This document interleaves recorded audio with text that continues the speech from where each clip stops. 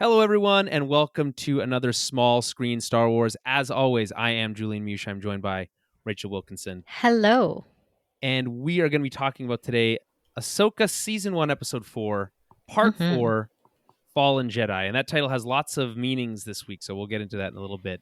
But first, I guess I'll quickly apologize for my audio quality last week. What a crap show it was for me trying to record this in the car. That night there was a bear sighting. I think I mentioned that. And couldn't for the life of me figure out how to my girlfriend's computer for it to read the microphone. We thought we had it figured out, Right. and then in post production I was like, guess not. But it's what's the audio version of legible? Whatever that word is. I think people understood what we were trying to say. Yeah. Luckily, it was the shortest episode of the season so far, and I have watched it now 3 times because my girlfriend falls asleep every single time we watch the show. So we're gonna watch this one again next week, and it'll be for my 3rd time watching that one. And then I've watched the second episode 4 times now because she fell asleep watching that twice. That's really funny. So I've now seen this show lots and lots of times. So I'm ready to dive into it and really take it all apart for this 4th episode, which is a great one, by the way. Do you agree? Really with that? good. Yes. Super good. Lots of cool stuff happens. Lots of really cool stuff. Surprisingly, though, funny enough, coming in at only like 3 minutes longer than last week's episode. It felt longer. But That's weird. Felt longer. Yes. It felt way longer. Agree. Yeah. Interesting. I didn't even notice that it was, quote unquote short. That's funny. And people were really giving the last week's episode a hard time for its length. People that I like, it's fair. Eckhart's Ladder on YouTube and others, people talking about how it just wasn't doing, and it's just a larger Star Wars problem. These 30-minute episodes just don't give you enough time to really sink your teeth into it. It feels like, especially if they're these one-off episodes as a part of a larger whole. So, especially if that larger whole is the whole season, and not like a 3-episode arc like Andor was doing, or even Rebels and Clone Wars were doing. So yeah, I don't know. I mean, this episode is similar in the sense that it's just as short, basically, but somehow packs a lot more in. And that's including like 3 separate lightsaber duels. So there's lots to unpack here. We'll get into that in just a second. A little bit of housekeeping before we get into it, I guess. We are live again today on YouTube and Twitch. You can find us there at Tower Babblecast on Twitch. It's a Tower of Babel cast on YouTube. I really got to figure out how to change that. I don't know how. So if anyone knows how, I think you need to have some sort of minimum amount of subscribers. So if you're not a subscriber to our YouTube channel, go and subscribe to our YouTube channel. So I can change might the not name. even be a subscriber. So thanks a lot. Part of the problem here, Rachel. I don't know. I stopped watching YouTube a long time ago, but really, I can't. I literally after the last night after watching Ahsoka, I was just on YouTube nonstop watching. Yeah, fair enough. And I haven't even seen the because of the way we do this now and the way that they premiere these episodes on Tuesday nights. Which, by the way, I feel like I've been championing this for a long time. The idea of like, if we're gonna do these event series, let's drop them. Let's premiere these episodes at a reasonable time. At a proper time. Yeah, it makes so much more sense. Right. Yeah. So that's I'm a big fan of that. And it's a day early, which means that like the people who are watching it on Wednesday anyway, they don't notice any different. And then we get to kind of sink our teeth in early on Tuesday. And I'm appreciative. Was it 9 p.m. Eastern, I think, that they premiere? Does that sound right? Yes. Or no. Yes. I'm thinking it's 8. Yeah, 9 and then 8 Central. Yeah. And 6 Pacific. Right. Remember those commercials where you used to like 9/8 Central. 9/8 Central. Right. Yeah. Exactly. That's right. Yeah. Because we were in that time zone. It was always funny because it was.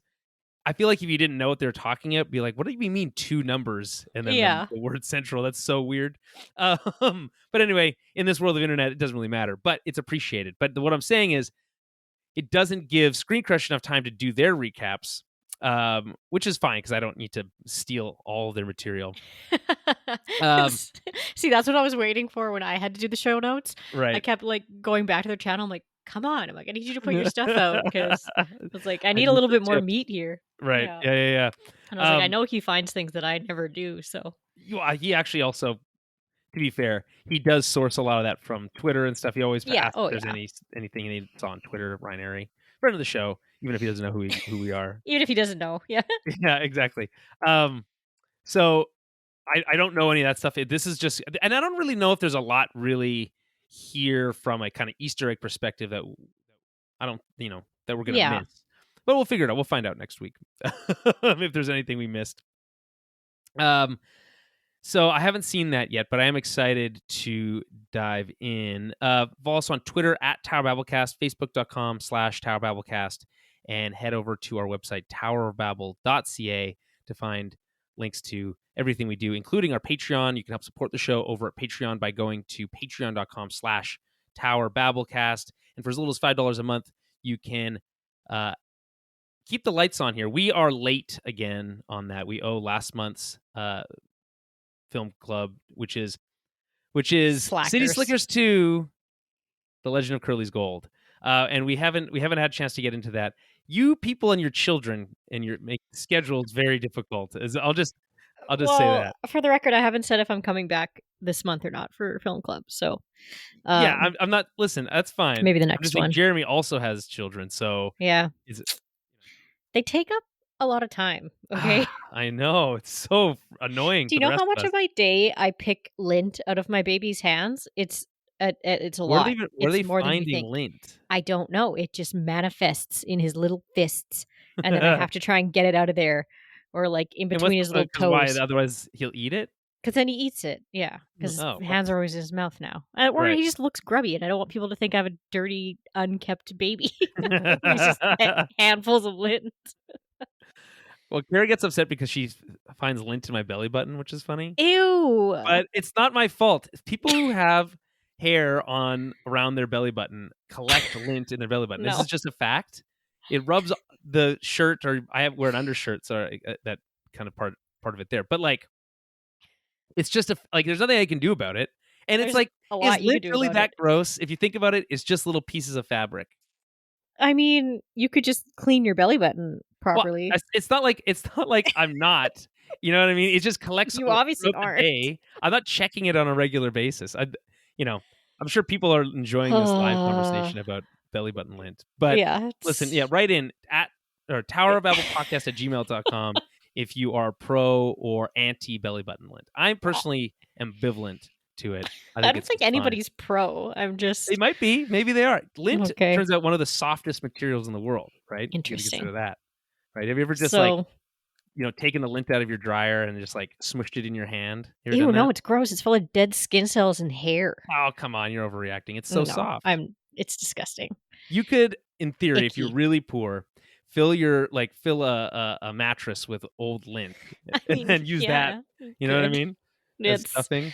I mean, it'd be pretty dusty. In like an emergency situation, obviously. All I'm learning from this conversation is that you are as capable as a baby when it comes to lint. I'm not eating it. I'm not eating the lint. Let's just be clear. I think that's an important distinction. All right, your baby likes to eat the lint. That is weird. I don't eat it. Well, he's not trying to eat it. And throw it in the garbage. It's just in his hands, and then his hands go in his mouth, and just is what it is. I just don't understand where the lint is coming from. I think it just comes off his clothes. And I don't see lint anywhere except for the dryer and my belly button. Well, I don't know. So I don't know. Whatever. I think that's everything. Let's just get into it. So, okay. Enough belly button talk. Okay, Rachel. I'm sick of it. All right. So this is Ahsoka season 1, episode 4, part 4, Fallen Jedi. So Fallen Jedi. There's obviously one specific Fallen Jedi that this episode reveals that I think we'll wait to talk about for a little bit. We're not going to jump right into it at the very beginning, but just remember that we mentioned that here because it's part of the title. But also, Ahsoka falls off a cliff. Well, yeah. so that's a good part. And then obviously you have Balin. He's a Fallen Jedi. Yeah. There's we've got Sabine taking a turn. So that's an interesting thing. There's an interesting bit there. I just think it's a great title. It's up there with a really great title. Twilight of the Apprentice, which is like top tier titling by Dave Filoni. So, which is funny though, because great title, really shit. What do we call it? The log line. Log line, yeah. Hera risks her career to help her friends while Ahsoka and Sabine confront enemies. It's really Hera focused, but she has like 2 scenes in this episode. I know she's literally in the episode for like 2 minutes. And I'm like, okay, like, I don't. At least she's still in the episode. People were worried she wasn't coming back at all. So yeah, fair enough. I just feel like you could have written a way. I don't know. Yeah, it's also just funny. But the use, I'll mention this right at the top. The use of the word enemy comes up a lot. Like Ahsoka says the enemy. You have what's his name? Hu Yang says references like, the bad guys as the enemy. It's just interesting. Like it's just a very like military centric almost. It's true. Way of phrasing it. And I don't know if I love it. I feel like you'd like something a little bit more passive if you're someone like the Jedi.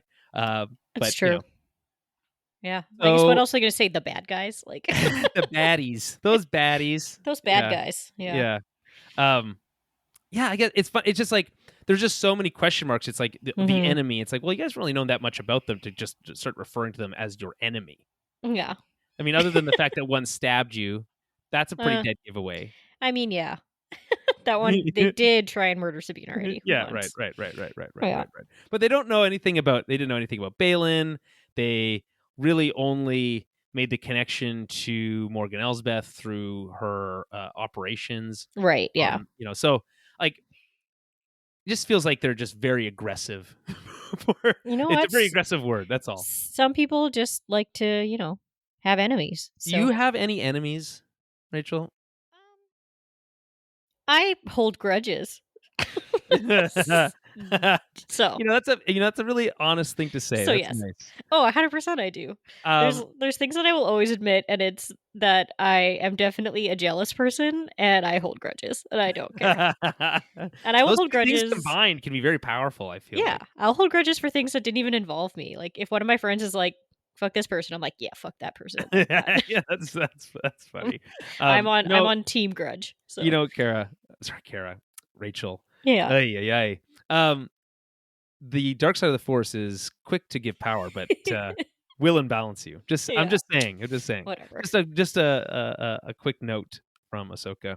I don't see. Maybe that's why I'm hung up on the word enemy, because I think in modern society people don't really have enemies. Well, yeah, that's the thing. Yeah. Unless you're in the military, which again. Well, did you ever watch that? Probably not. But there's a Netflix documentary, The Tinder Swindler.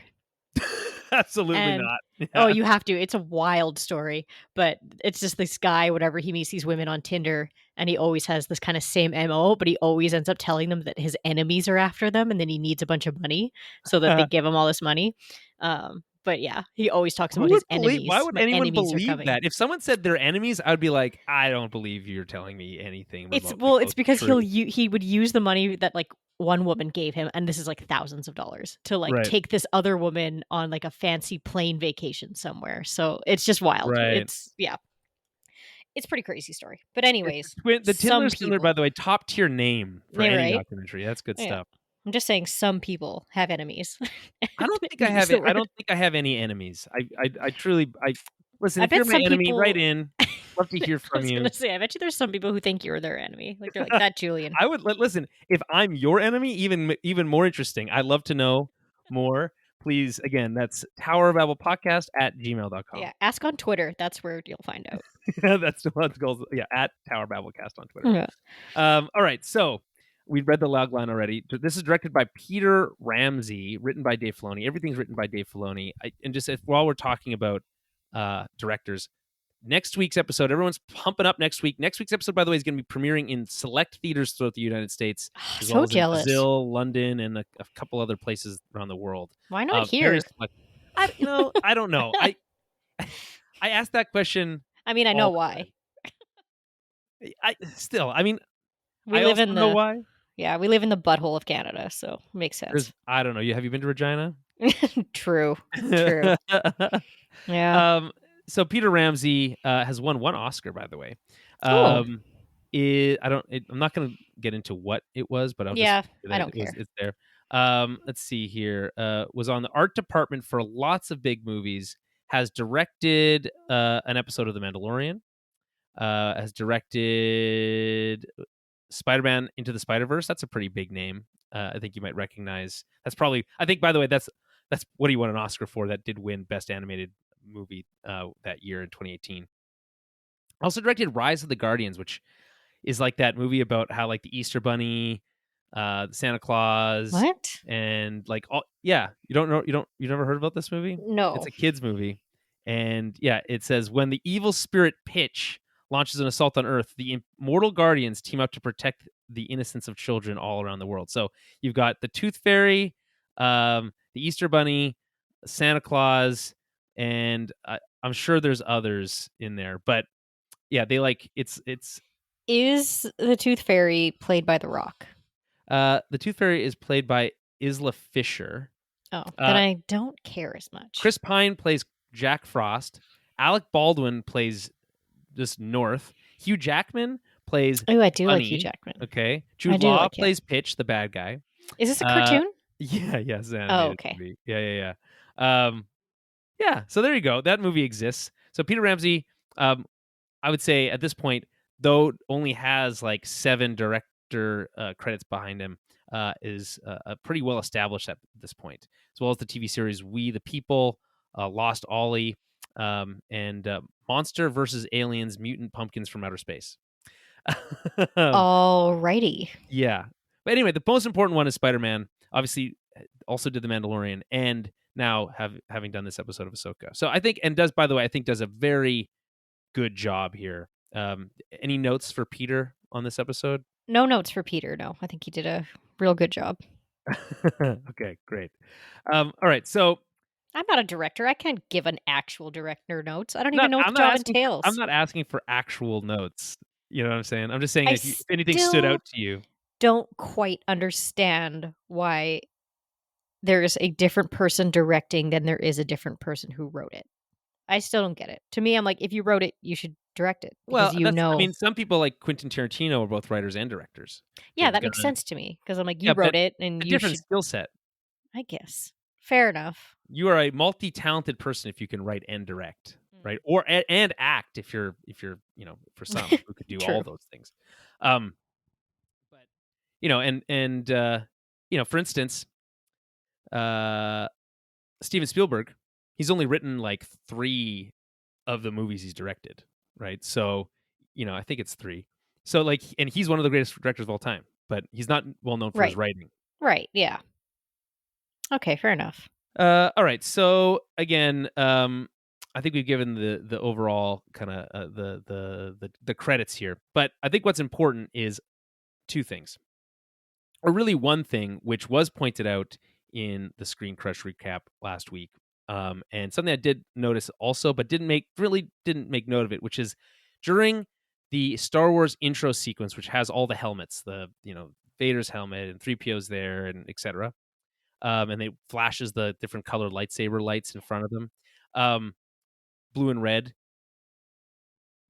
The one for which the first episode was all red, right? And then it returned to a more traditional format. But the thing that was interesting is that Merrick's mask, who R.I.P. this episode, blue, and then Sabine's red. Yeah. So maybe that was the same for this week too. But like, I thought it didn't really matter. Like, I thought they've done that in the past. I don't know if it matters. It's just odd that they did it that. It's just weird that they did it that way. Right. Typically, it's the good guys in blue and the bad guys in red. Yeah. So maybe it's possible. Not saying for sure that they're foreshadowing things like Merrick is a Force ghost of a good guy, and Sabine is going to turn to the dark side. But actually, Screen Crush released a whole video about their theory that Sabine's going to turn to the dark side, and like backed it up with all this dubious evidence, I would say. But I think it's a well constructed argument. So well worth a watch. We obviously see something interesting in that vein here today in this week's episode. So something to keep an eye on if anything changes on that front. Any additional thoughts on that? Or are you kind of still just kind of like, it's probably nothing? I think it's just nothing. I don't know. Yeah. They just ran out of room and they're like, well, it has to be red and blue. So I'm just like, I'm trying to think back. Like, I don't think in other shows that they've always gone good guy, bad guy. Like, I feel there's like been there's been other ones. There's been ones where there's been a Mando helmet in red, and I always Yeah. thought that like it was the Mandalorian, Din. Mm-hmm. Yeah, exactly. I But don't know. it's also really hard to tell sometimes. they Yeah. flash over so fast. It's so and fast. and like you only get so much detail Mm-hmm. in them. I think the coolest one, by the way, is the armorer, because you get her shoulder like fluffed Oh, yeah. in Yeah, yeah. there. Mm-hmm. Because the rest are just usually pretty bare bones. All right, let's get into the breakdown, the scene by scene. So we're going to go by this scene by scene. Obviously, anything from this episode is fully spoiler. Spoilers are on the table for, which means we can mention that that Anakin makes an appearance today, which was shocking and surprising, and we'll get to that at the end of the episode. But also anything from the Clone Wars and Rebels and stuff that informs this show will be available for spoiler warnings as well. So we're going to do this scene by scene, and we'll get into this, and we'll or I guess before we get into that, do you want to give your overall impression of the episode? I mean, there's so much cool stuff in this episode. I'm super excited to talk about it. So that's all I'll say until we get into the nitty gritty. Sure. I'll say a few things then, which is that I think this episode is brilliantly paced, which is I think a nod to Peter Ramsey, because that is often a job of the director to achieve that. But I think it's brilliantly paced. I think the tension you could cut with a knife. So there's twists and turns and surprises. It never quite goes the way you expect it to go. And the action is top notch. It's varied, so you get a lot of different types of action. And there's a lot of, I think, subtle callbacks to other parts of Star Wars, and that don't feel fan servicey. We'll get into some of those as we get into it. But I genuinely really enjoyed this episode. Obviously, episode 5 is supposed to be the banger of the season, so I'm really stoked about that. I'm guessing it means we're going to get Thrawn again, which is really cool. But there's also this whole question mark about what do we do with Anakin, and what does he mean, and what does all that have to do with it? We'll get to that at the end. But I think this is a really exciting piece of TV. I saw some people online saying that this is the best Star Wars has been on TV. Obviously, there's some recency bias there. People pointing to like, hey, well, what about the season finale of Mando season 2, right? Or even the season premiere of Mando season 2, which was really cool. Yeah. Notice how no one says anything about Mando season 3. A little rockier. But I largely agree, and I think the part of the reason I largely agree with that tact, or with the reasoning that this is like top tier Star Wars on television, which is one, it really achieves the kind of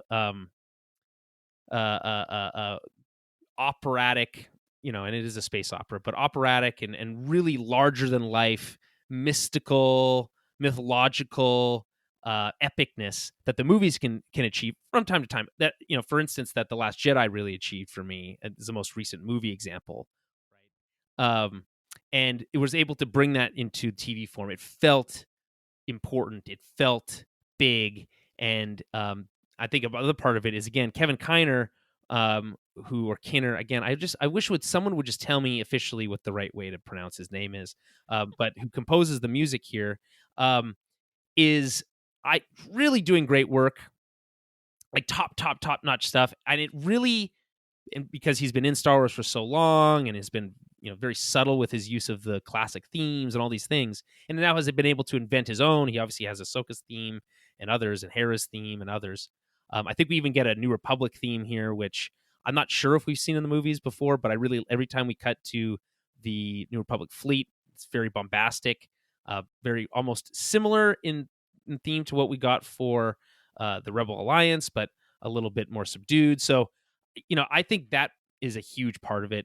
I really liked what they did with Mando, but that music is very different from what we get for this. Yes, yeah. So, and this feels, again, that it comes back to that very traditional orchestral type of music that we got from John Williams. So it just feels very Star Wars. Yeah, it does feel very Star Wars. But and then I saw someone today, and I was having a brief Twitter argument with them about.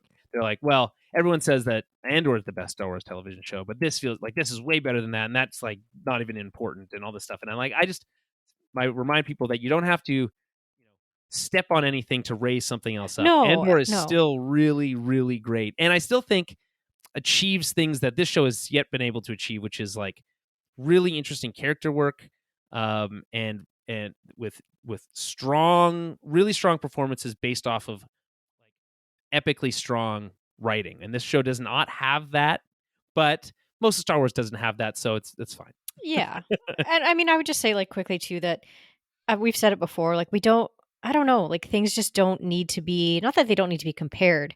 It's just like, they doesn't need to be like, well, this is better than that. And like, I don't think we need to rank every single thing like against one another. Like they can both be like equally good or good for different reasons. Right. So I don't know. Yeah. 100%.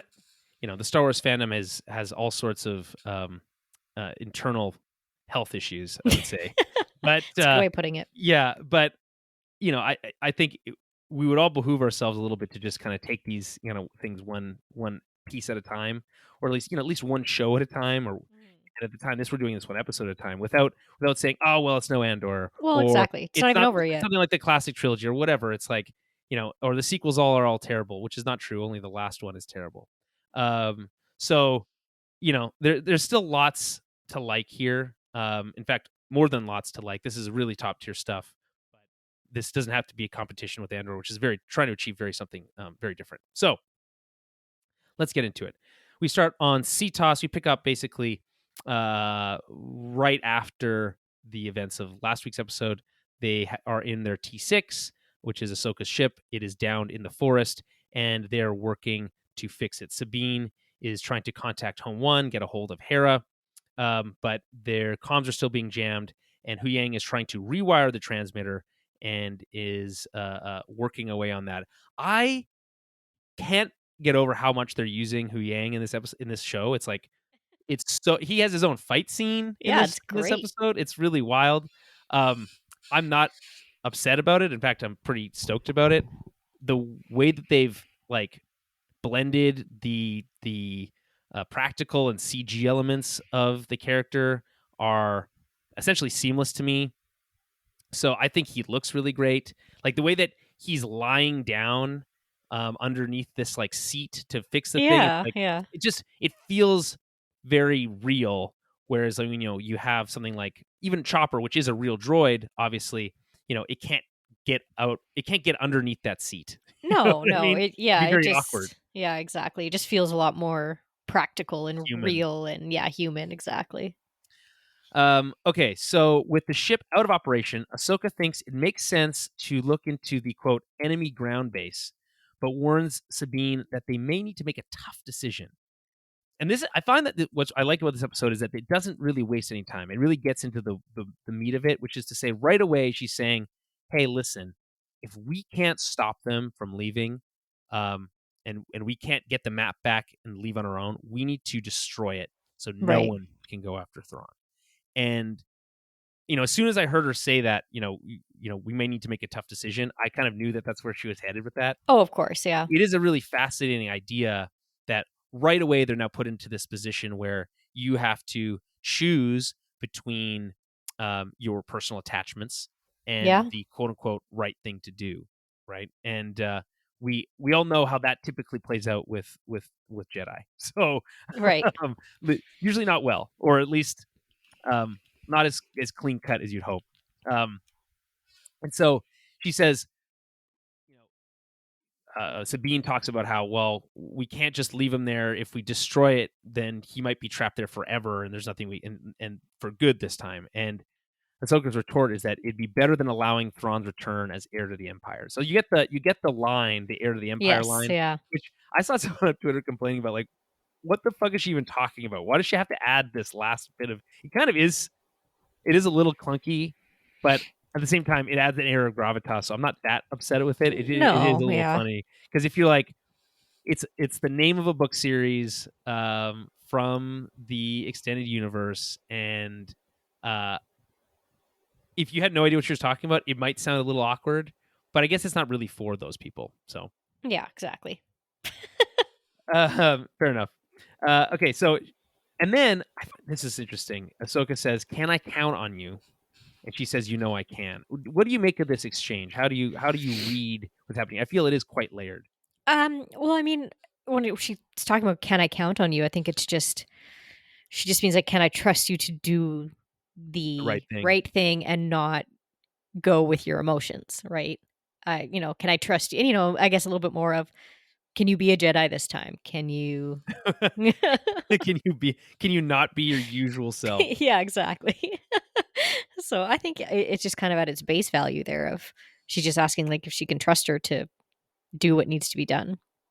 Yeah, it's interesting. It's hard to tell how much maybe Ahsoka is trying to read her um, naturally, Mhm. or using the Force to try to understand her emotions in the moment, right? And I think it's clear that she understands um, that Sabine has a soft spot or a weak spot, probably a better way of phrasing, because it's exploited here this week for Ezra. I kind of wish that, because we know as Rebels watchers that there's a connection there, but Right. even then, the her kind of desperate nature to find Ezra feels a little out of place. And if you've never seen Rebels, it would feel even more awkward, because you'd be like, who is this person? Why do they care that much? Yeah.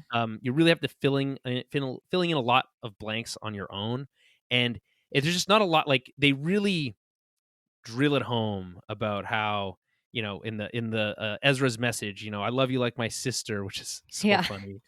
I listen to this one podcast, and they always say like, oh yeah, love you like a sister that I want to. Oh my god. Yeah, right. So anyway, uh so and then like, oh, I know that's your only family you have left. It's like that there's a line from Balin or later that's similar to that, and it's like, how do you, first of all, how do you even know that, like, Right. her Yeah. mental state in that way? And like, it feels like they're really trying to drive home she cares because it's the only family she feels like she has left, and that makes her vulnerable, right? But if Yeah. you didn't Yeah. know any of these pre-established things, you would have no way of it would be really hard, I think, to keep up with her characterization here. I mean, fair. But again, it's if I'm Dave Filoni and I have written, Rebels, and this is my continuation of that story, then like sucks to be you if you haven't watched it. Like, Right. I'm sorry, I don't think It's he's like, writing also, it's it. there, you can go back and watch it. Yeah, It's on the same exactly. service as Like, I it's don't not that think bad. he's concerned about, oh, what if, some of the normies are confused? Then they can go watch Rebels if they're confused, because that's on them. Right, I guess that's fair. I also just like, I like a tighter story, right? And Yeah. it there is an element of it which is, I think, true, which is that regardless of, the fact that we have seen Rebels, Right. um, and that this is considered to be, it's Rebel season 5, Yeah. Oh, absolutely it is. but it's not, though. It's the show is titled Ahsoka, I know. I and know. it's now in live action, so it inherently has this jarring separation between the two things that I think makes it, even as someone who has seen it myself, there's this kind of dissonance between the characters I'm seeing, and I think this is part of the reason that people are giving, you know, uh, uh, uh, Ahsoka a hard time. You know what I mean? Like, they've been Mhm. giving Rosario Dawson this kind of like, oh, she's so wooden, and like, I just think she's playing a different version of the character, and that's totally fine. I think Right. we'll really get a good chance of kind of unpacking that next week if this interaction with Anakin is extended, right? Where we're really able to kind of compare and contrast her version of Ahsoka in relation to a version of Anakin that, by the way, we've only ever seen played by Matt Lanter. So, Right. there's some interesting pieces there. I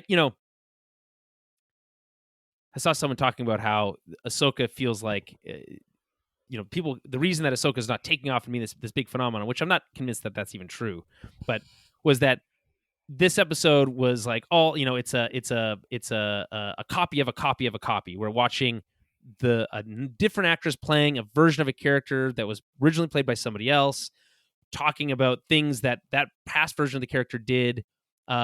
meeting a version of the character that we know from a previous movie, played by a copy of that person by Matt Lanter in Anakin in a different position, right? Now coming back to play that same role to a different character, there's like, because Hayden Christensen and Rosario Dawson, Yeah. as those characters, have never had any on-screen connection, which is like, it's true when you say it like that. It's but it just feels like you're really reaching, because this is exciting in my opinion. I think people just need to calm down a little bit. Again, I don't know. I think there's an element, there's a kernel of truth in there, because there is something that feels off, right, about hearing Hayden Christensen say snips. Yeah, fair enough. And hearing Rosario Dawson say master or Anakin, and turning around and like, they don't talk to each other in this episode, not really, right? And we'll get more of that in next week. And I was really hoping we get flashbacks, to be honest, to kind of like a younger version of these characters, and because we knew that Hayden Christensen was going to be in this series, but this is certainly a different direction to take it. But there is something to be said about these characters who we know have like this long-standing relationship that we know so well, now having to almost replicate that. It's a very difficult proposition, I think, as both as performers and as viewers, to try to kind of bridge that gap. I don't envy that. It's hard. No, of course. Anywho, what was I talking about? We're in like the very first openings. Yeah, right. Made it a minute in. Okay. So yeah, again, they're on. Ahsoka is probing Sabine to try to understand her vulnerabilities here. Right. Yes. Huyang comes outside of the ship to start working on the exterior of the ship. Ahsoka, sensing something may be off, tells him to be careful. But unfortunately, there's already an HK droid who has spotted them and is reporting back from the forest. So already the stakes are rising in this episode. By the way, the HK droid, really cool Black Series figure. Is it? Added to my list of things I want to own. Yeah. Next to my Dark Trooper and my Ahsoka, which I talked about in the first episode. Yes.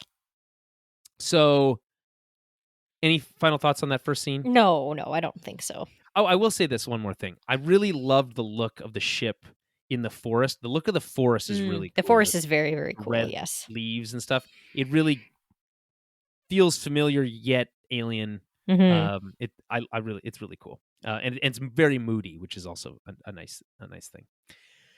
Okay, so we have a name for the area, which we called Stonehenge before, and they just call it the Henge, so we're just going to call it that.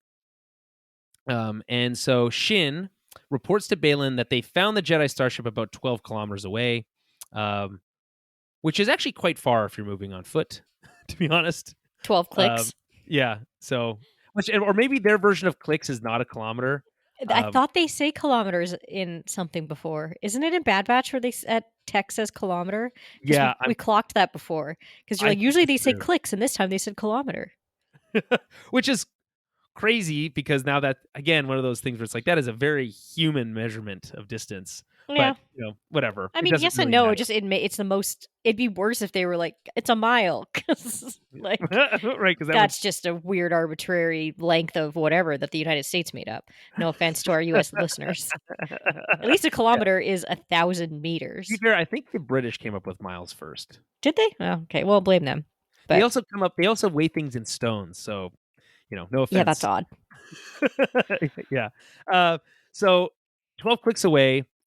They certainly hand wave away that distance. It doesn't really matter. It's odd that they even mentioned the distance, to be honest. Because then you start thinking about it, and now here we are thinking about it, and it doesn't matter. Baylan has the guards move in and instruct Shin and Merrick to assist. Morgan asks Baylan if he's afraid, after he mentions that they should probably hurry things up. But he simply says that it's just, quote unquote, experience. Baylan is such a cool character. I mean, obviously, it's a massive shame that the actor passed away. Yeah.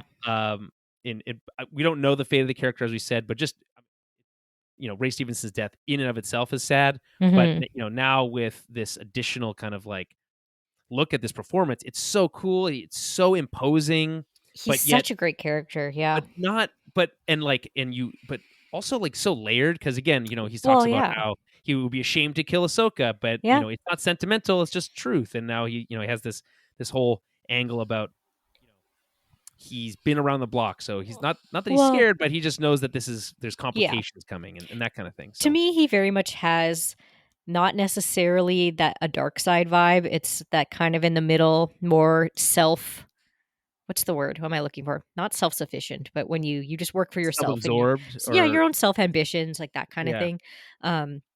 He's very like whatever, center focused, I guess, on what he thinks is the greater good and what they should be doing, right? So he's not necessarily one side or the other. I I don't don't know. know what he thinks the greater good is. He mentions the Well, that term too. greater good later, and I don't know Yes. what he's getting at by Well, that. And exactly. That's so part of it, right? So yeah, it's just again, it's like yeah. So his motivations are somewhat questionable. He's working yeah. for the bad guys, but it's clear that he's not that he's Hmm. a hired gun, or a sellsword as it were. So there's just so many questions Hmm. about what who he is, what his motivations are, and why he feels the way he does, and who is Shin his daughter. We have no idea. I just so many Right. things we just don't know, and that I think makes him interesting. But again, his just presence alone, his size, the way he Yeah. moves, especially in this episode, I think you create even more mystery and intrigue. So, yeah, really cool Oh, character. yeah. He's funny to me too because even in the scene, right?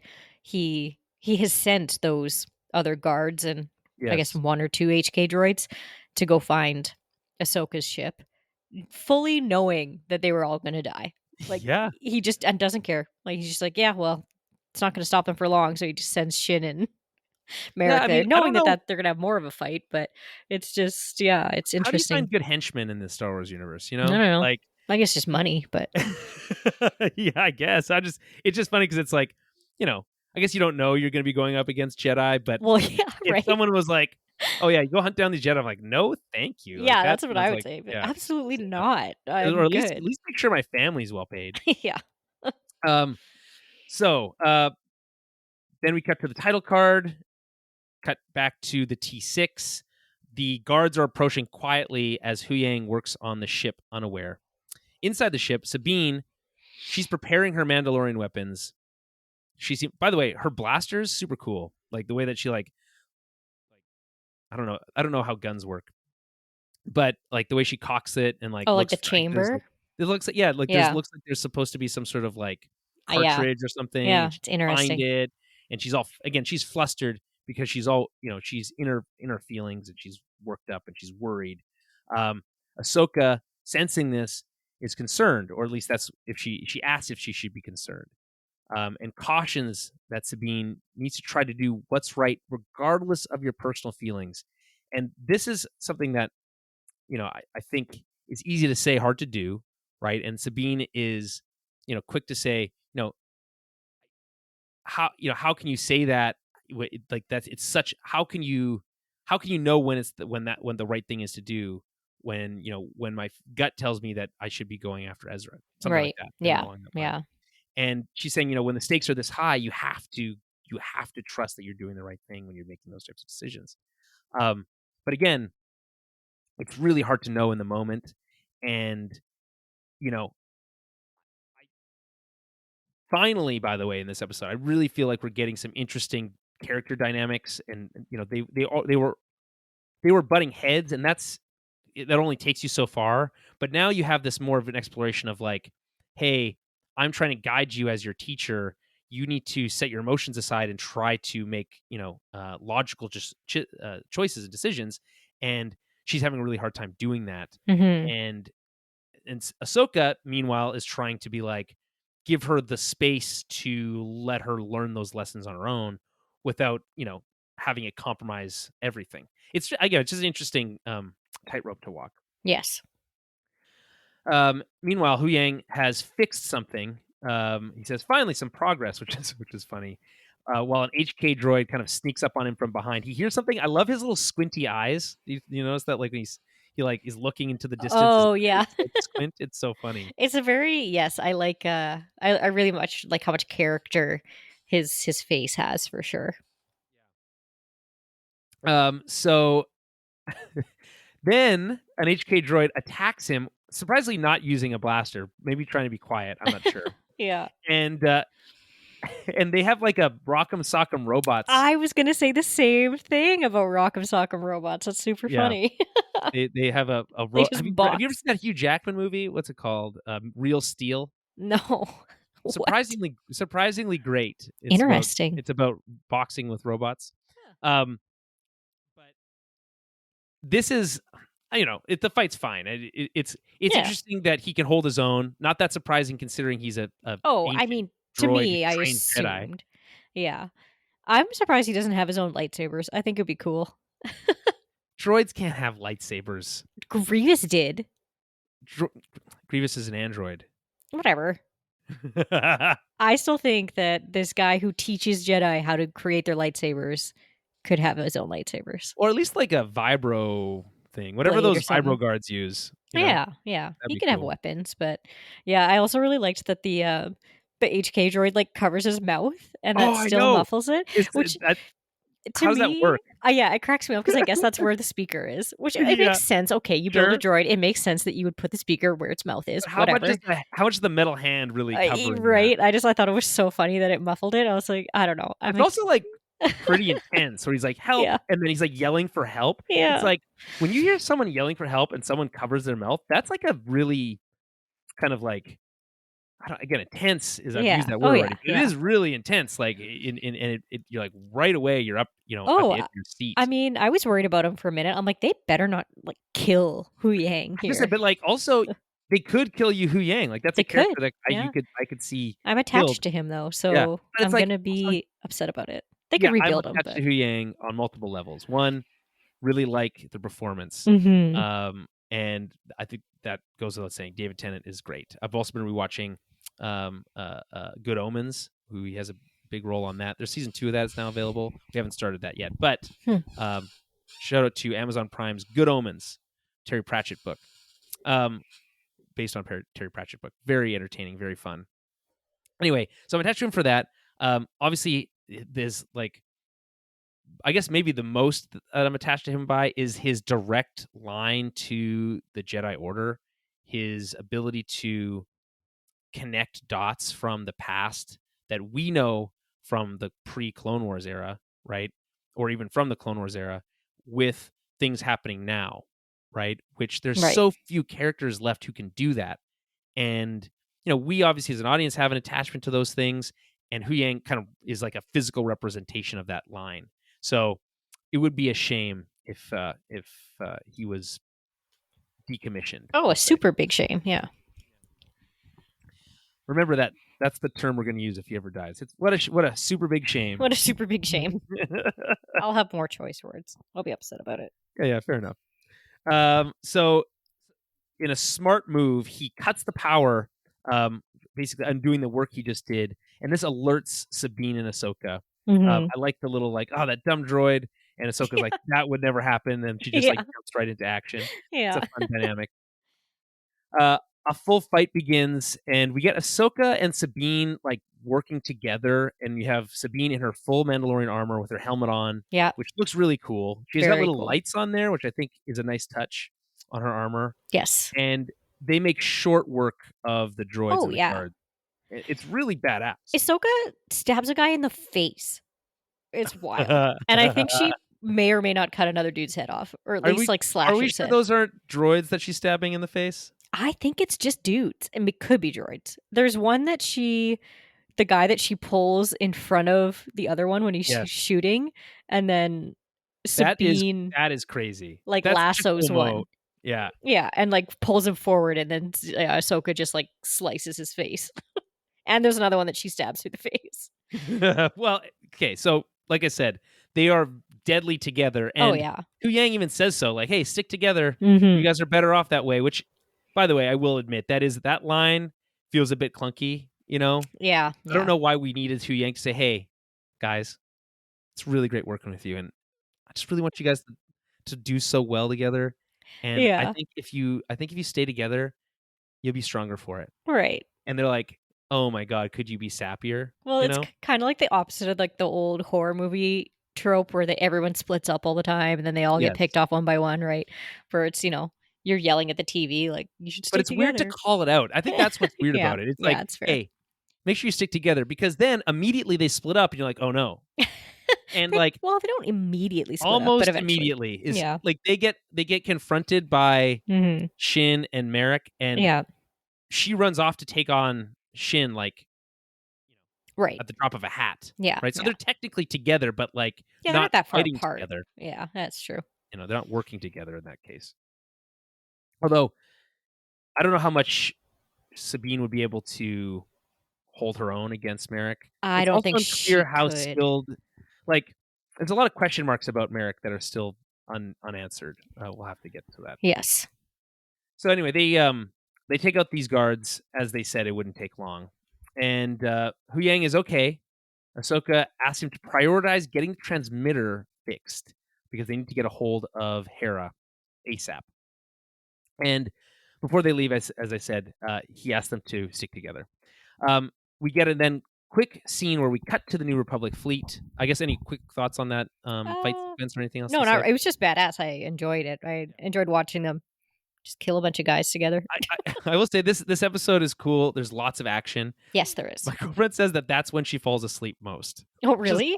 I don't know. Yeah, I get it because I guess like it's like it all just kind of looks like a little ballet, and then you're like, oh, okay, that's nice, and then you're like, I'll tune back. I'll just rest my eyes, and I'll tune back in when things are happening again. It's true. It could just because there's no dialogue really, so it's just lots of shooting noises that you just. Yeah, I see it. I don't personally, but teach their own. So to the New Republic fleet, Hera decides she's going to go rogue and asks her lieutenant. By the way, this lieutenant has a cool name. First Officer Vic Hawkins. Ooh, that's his name. Vic Hawkins. Really, really cool. I feel like name. I don't know. To me, that's like a cop name. Like that just sounds like that's kind of like a Star Trek name, to be honest. Yeah, that too. It just feels like a name I would hear on like NYPD Blue or something. Yeah. Hey, Vic. Yeah. But he would be like FBI coming in and give me your badge and gun. Vic. Yeah, coming in and stealing your cases or something. I'm so sick of your shit, Vic Hawkins. Yeah. Officer Hawkins. Yeah, exactly.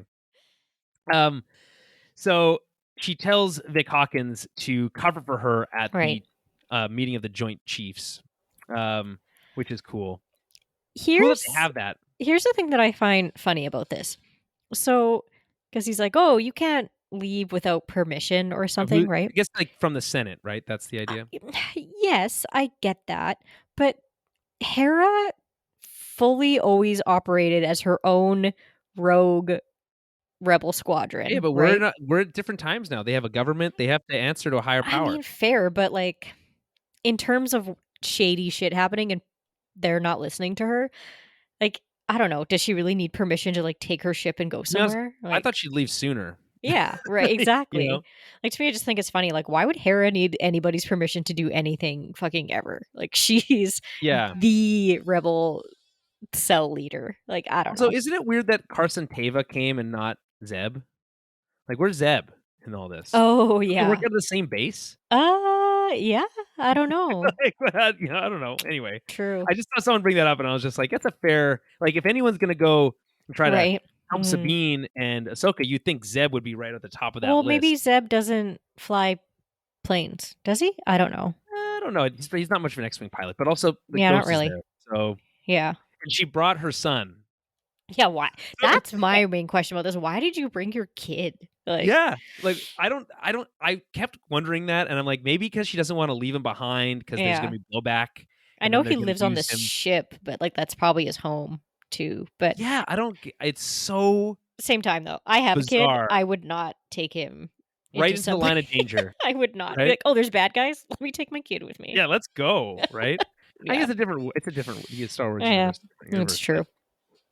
I kind of just thought we'd get that one reference to him last week, and then that'd be it. Like, I don't know if we need a lot of Jason Syndulla, to be honest, but I mean, because like I don't really know what he's bringing to the table at this point. Yeah, unless he's useful for some reason in the next episode, but I don't know. He's force sensitive, yeah, and wants to be a Jedi, but like he's not yet. So, Yeah, like, exactly. I don't know. He's just like kind of an annoying kid at this point. Although he does get to give the "I have a bad feeling" line Yes, in this yes. episode.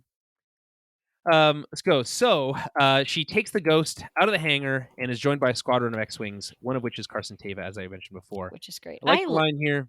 Oh, sorry, Sorry, go say ahead. No, I was just gonna say I love seeing the ghost in live action. It's just it's one of my favorite Star Wars ships. it's a good-looking ship. It's just so cool, and I like that it has, the little, compartment for the Phantom too Yeah. now. Mhm, mhm. It's just it's such a cool ship, so I just like seeing it.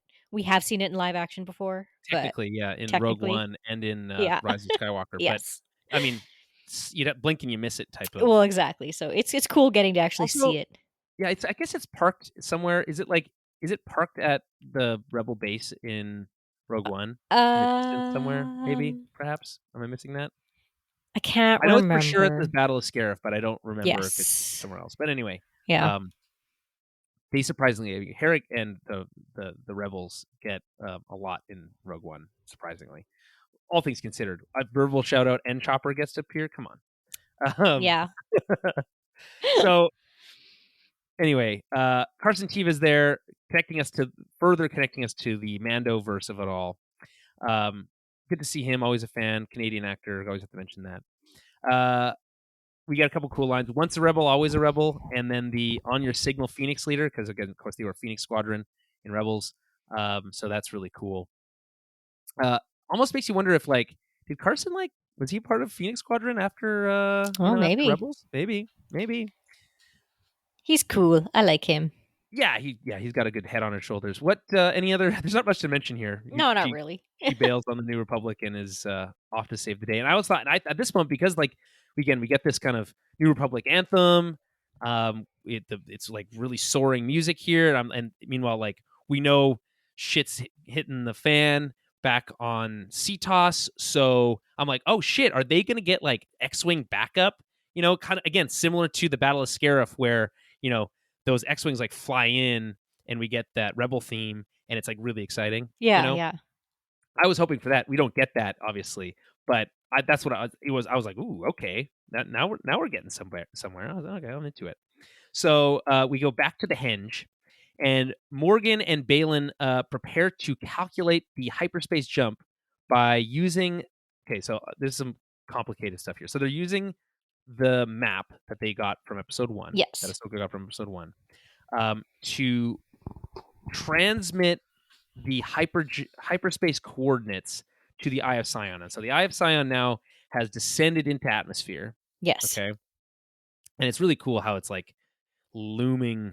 Again, similar to Rogue One, where you could see the Death Star looming in the sky. It's always cool when you can see the big bad whatever just looming in the sky. Looming in the sky. Yeah. Whether it's I'm a good loom. I'm a big fan of a loom. And so this map, in conjunction with the henge, is able to beam coordinates to the Eye of Sion and needs to calculate these.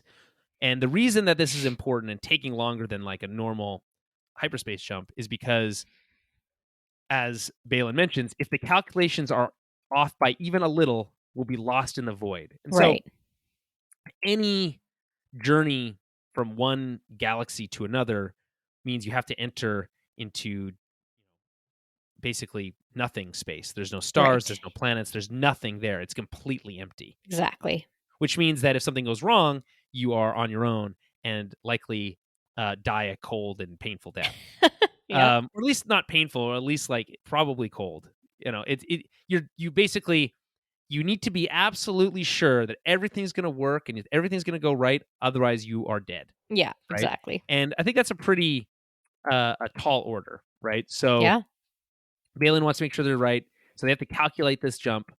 And I love the line here where Morgan's like, "Have faith," and Baylan responds, "I lost that a long time ago." Mm-hmm. Interesting. So you learn all these little tidbits of info. What caused him? Was it Order 66 that caused him to lose faith, or was it something else? It's there's when did he decide he was going to become this kind of lack of a better term, great Jedi? Those don't exist. You gotta love a good little cryptic line by characters like which that. Is all of his. Where it's just like, oop, here's another little tidbit into his backstory. Like we just keep getting little drops every once in a while, and I'm like, fuck, it just makes And me maybe so not even much his more. not even so much his backstory, but his like mental state. Well, yeah, who he is as a character too. It just makes me more and more, I don't know, intrigued by his character. Yeah. Um, and the thing is, it's like you have Balin who has all these characteristics that are very fascinating, and then Shin who doesn't really have any of those things. Yeah. And it's like it's not so much an indictment on Shin. It's just like in comparison to Balin, her character is just not as interesting. She's a No. sidekick essentially. Do you say she's So a psycho? sidekick, also Oh. a Yeah, to me she just seems like a complete like sociopath. Like it's just like she's dead-eyed, no emotion other than just hate. Like yeah. well, she actually has that cool line where you have no power, which is Yeah. a really cool line in this episode. But mostly she's just kind of like too unseasoned to be able to Right. be like imposing. Yeah.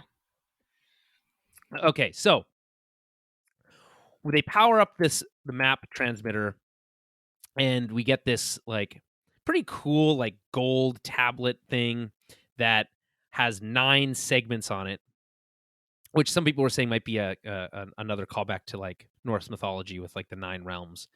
I think that might be a Oh. stretch, but it's a visual representation of how long it's going to take. It's a clock essentially, to calculate the final coordinates.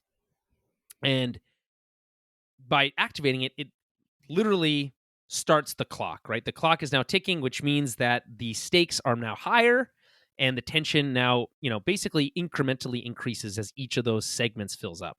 And it's a pretty simple cinematic tool, but it's also a very effective one because now we know exactly how long. Well, not exactly, because when Morgan asks later, how long? They say moments, which Yeah.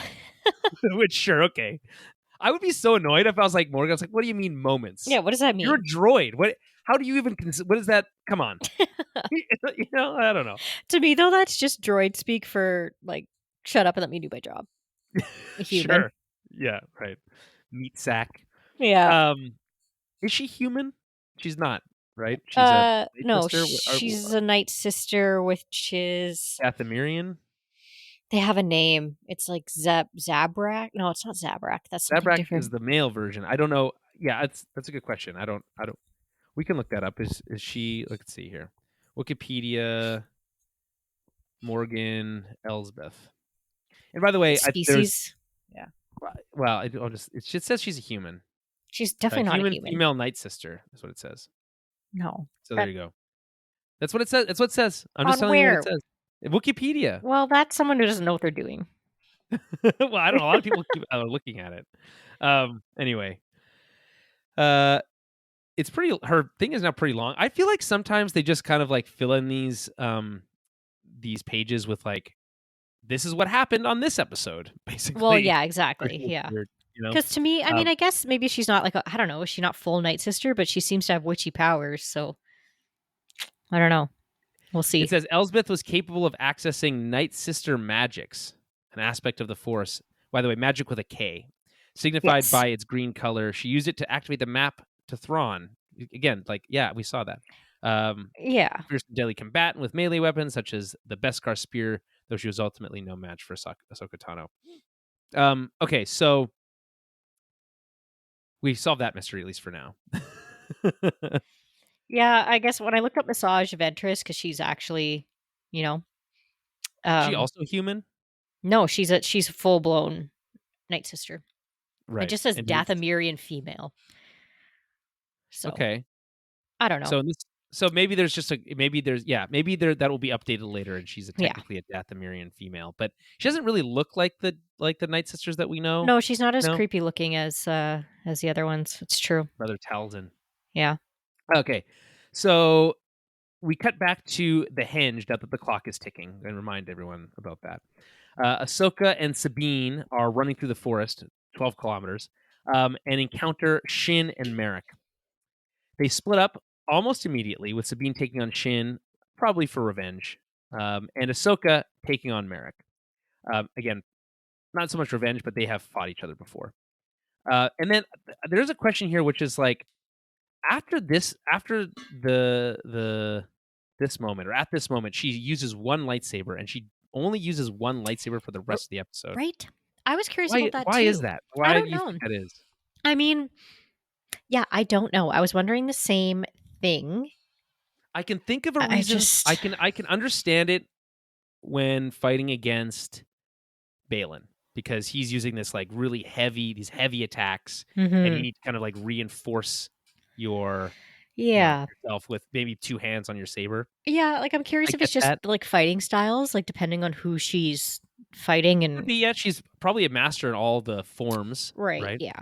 And I mean, I know she has fought Inquisitors before too, so, I don't know, maybe it's just when you're fighting against someone with a double blade too, it's easier to just have one, but I don't I know. heard someone say that it was like, if she's fighting only one person, she typically only uses one saber, but if she's fighting multiple people, she uses both. Oh, okay, She's yeah. maybe like evolved in that way. Because I mean, By yeah, the way, she was using both against, like, those mercenaries and stuff, but yeah, yeah, I don't know. well, it's just easier to cut through multiple droids at once if you have both lightsabers out. Mhm. Um, by the way, how do you like the look of the sabers in this episode? Do they look right to you? Yeah, I don't think they didn't nothing bugged me about them. Why? Yeah. Okay. I know people have been. There's been stuff online about like the look of the lightsabers of late on Disney Plus has been Hmm. feels like something's off. There's in Oh. an element of it. They look. I think everyone typically, not everyone, I shouldn't say, but there seems to be a consensus that lightsabers look best in Revenge of the Sith. They're Oh, okay. they're bright. They have that pointy end, Right, right? I right. think they introduce in Revenge of the Sith for the first time, um, and I think you get a little bit of that again here. I would like them to go back to more of that look. I don't know. I think of Twilight of the Apprentice, by the way, and like when Ahsoka's fighting Maul, the way that the blades move, and this is something that they can do in an animation a lot more easy. It's like the Right. blades have this very like long blur, so they kind of Yes. look like they're stretching as they're being waved. And I feel like I would like something closer to that Mhm. in live action. I don't just more stylized. I think. Balin specifically, something looks a little off to me. It's not just the color. There's something about it. It's feeling like it's missing some kind of like some weightiness to it. Interesting. In See, its look because specifically. I find the way that, like, Balin fights is quite like, and not in a Really bad cool. way, it's very stiff. Like, he's kind of Yes. like Vader. Like, you know how Vader fights very, like, hard and stiff and, Yes. Yes. like, his blows look like they have a lot of force behind them, but Yes. they seem a little bit almost slower. Well, I don't know if you know, he's more machine than man. Well, yes. But that's I just mean, like, Balin kinda has those really heavy-handed, kind of strong blows there too, so I just find Yeah, his I fighting agree. is a little stiffer, but that's also just Yeah, kinda we'll like get to that. Dooku. Like, Dooku's always been a stiffer. Really? I thought Dooku had more of like a He's got he some was supposed to be this flair. great duelsman, Yeah. right? He's got So more of, like, fencing kinda style, I yes, guess, exactly. but yeah. Yeah. I mean, and like a lot of the lightsaber combat's based on kind of different types of sword fighting. Well, You know, yes, yeah, because Ahsoka is very much Japanese style right Japanese see, now, to me, like Balin would be a katana. lot more like a big, heavy Knight. knight sword, yeah, Yes, he's like exactly. a broadsword, Yes, yes, kind of idea, which I exactly. feel like they had the opportunity to really, like, lean into that with Kylo Ren's kind of like, his saber with the cross Right? guards, but they Yeah. don't really do, and I Yeah. think it's a missed opportunity. I think they maybe thought about it later. They're like, "Ah, missed opportunity." Anyway, they run into each other in the forest. Um, Sabine gets her helmet knocked off by a force push. Do you think that the reason she doesn't keep her helmet on is because the actress is like, I want to like my face to be on the screen more often, Um, or well, do you think, no, I don't know. Adam and I were talking about it. or is it symbolic? I think he had a really good point of that I didn't even think about was he thought maybe because they make a big point of showing the helmet Yes, again on the later. ground, and Hmm. he was wondering that if maybe they'll be able to use because he said there is he can't remember when it's from, but it's basically that with Mandalorian armor it's almost linked. So Right. if you lose your helmet or if you lose kind of like a piece of it, you can find it again because it's all kind of connected, almost like Sure. cogs, right? So there So could be some way to trace them. yeah, like almost a way to track her because the rest of her is on that ship. So since her Right. helmet is still there, maybe they can use her helmet to find where she is. Well, that's interesting. So that shot of that helmet on the ground later, I found to be, first of all, really cool looking because you have Right. like the fighting in the helmet in the foreground, and then they're out of focus in the background. It just looks really cool. Yeah. But, knowing what we know about what happens later with Sabine and her turn, or at least her temptation, is there is I don't know if it's similar, but the way it reminded me of Vader's helmet in the cave on Dagobah when Luke slashes it off and it's lying on the ground and his own face is in it. Right. Yeah. And, that's very symbolic of what you might become, right? Mm-hmm. And, she loses her Mandalorian helmet and it's lying there, and then we see what happens later. I feel like that, I don't know, I don't think that's an accident, but I might be reaching on that, but I like that connection. Yeah, I like that too. Okay, so meanwhile, the first two of 9 coordinates have been calculated. So again, the clock continues to tick. Ahsoka is, fairly easily handling Merrick. And then they do that. It's a lot of like posing, which is actually fine, because like some of the coolest stuff with lightsabers is like not so much less the combat, but some of the twirling and spinning and like posing that people do, which is cool looking. Right? How stupid is that the move in Revenge of the Sith are like spinning their sabers at each other? It doesn't make sense, but it's cool looking. Yeah, it looks cool. I don't mind the kind of posing and stopping when they kind of fight like that, because to me, they're almost going back to those like Jedi form, or not the Jedi forms. Well, yeah, the forms, like the fighting forms. Yeah, exactly. And if they're both classically, technically, trained, it's almost like your resets, or like you're waiting for your reset, and it's a reevaluation. You're waiting for your opponent to make a move, like you're sitting back waiting for them to make a move, as opposed to you going on the offensive and them blocking. It feels more strategic, and less like it's more aggressive. like chess to me. It's like they're each making their moves. I kind of like it. I'm like, yeah, me too. And it reminds me of specifically this moment where they like line up and Merrick turns on the spinning blade. Yeah. And it's very Grievous style when he kind of starts spinning his blades and approaching, and you're like, "Ooh, what do? You just stick your blade in there, right through the middle, right where his handle is." Yeah, which I think is what she's done before. She does, and she like splits it open. Yeah.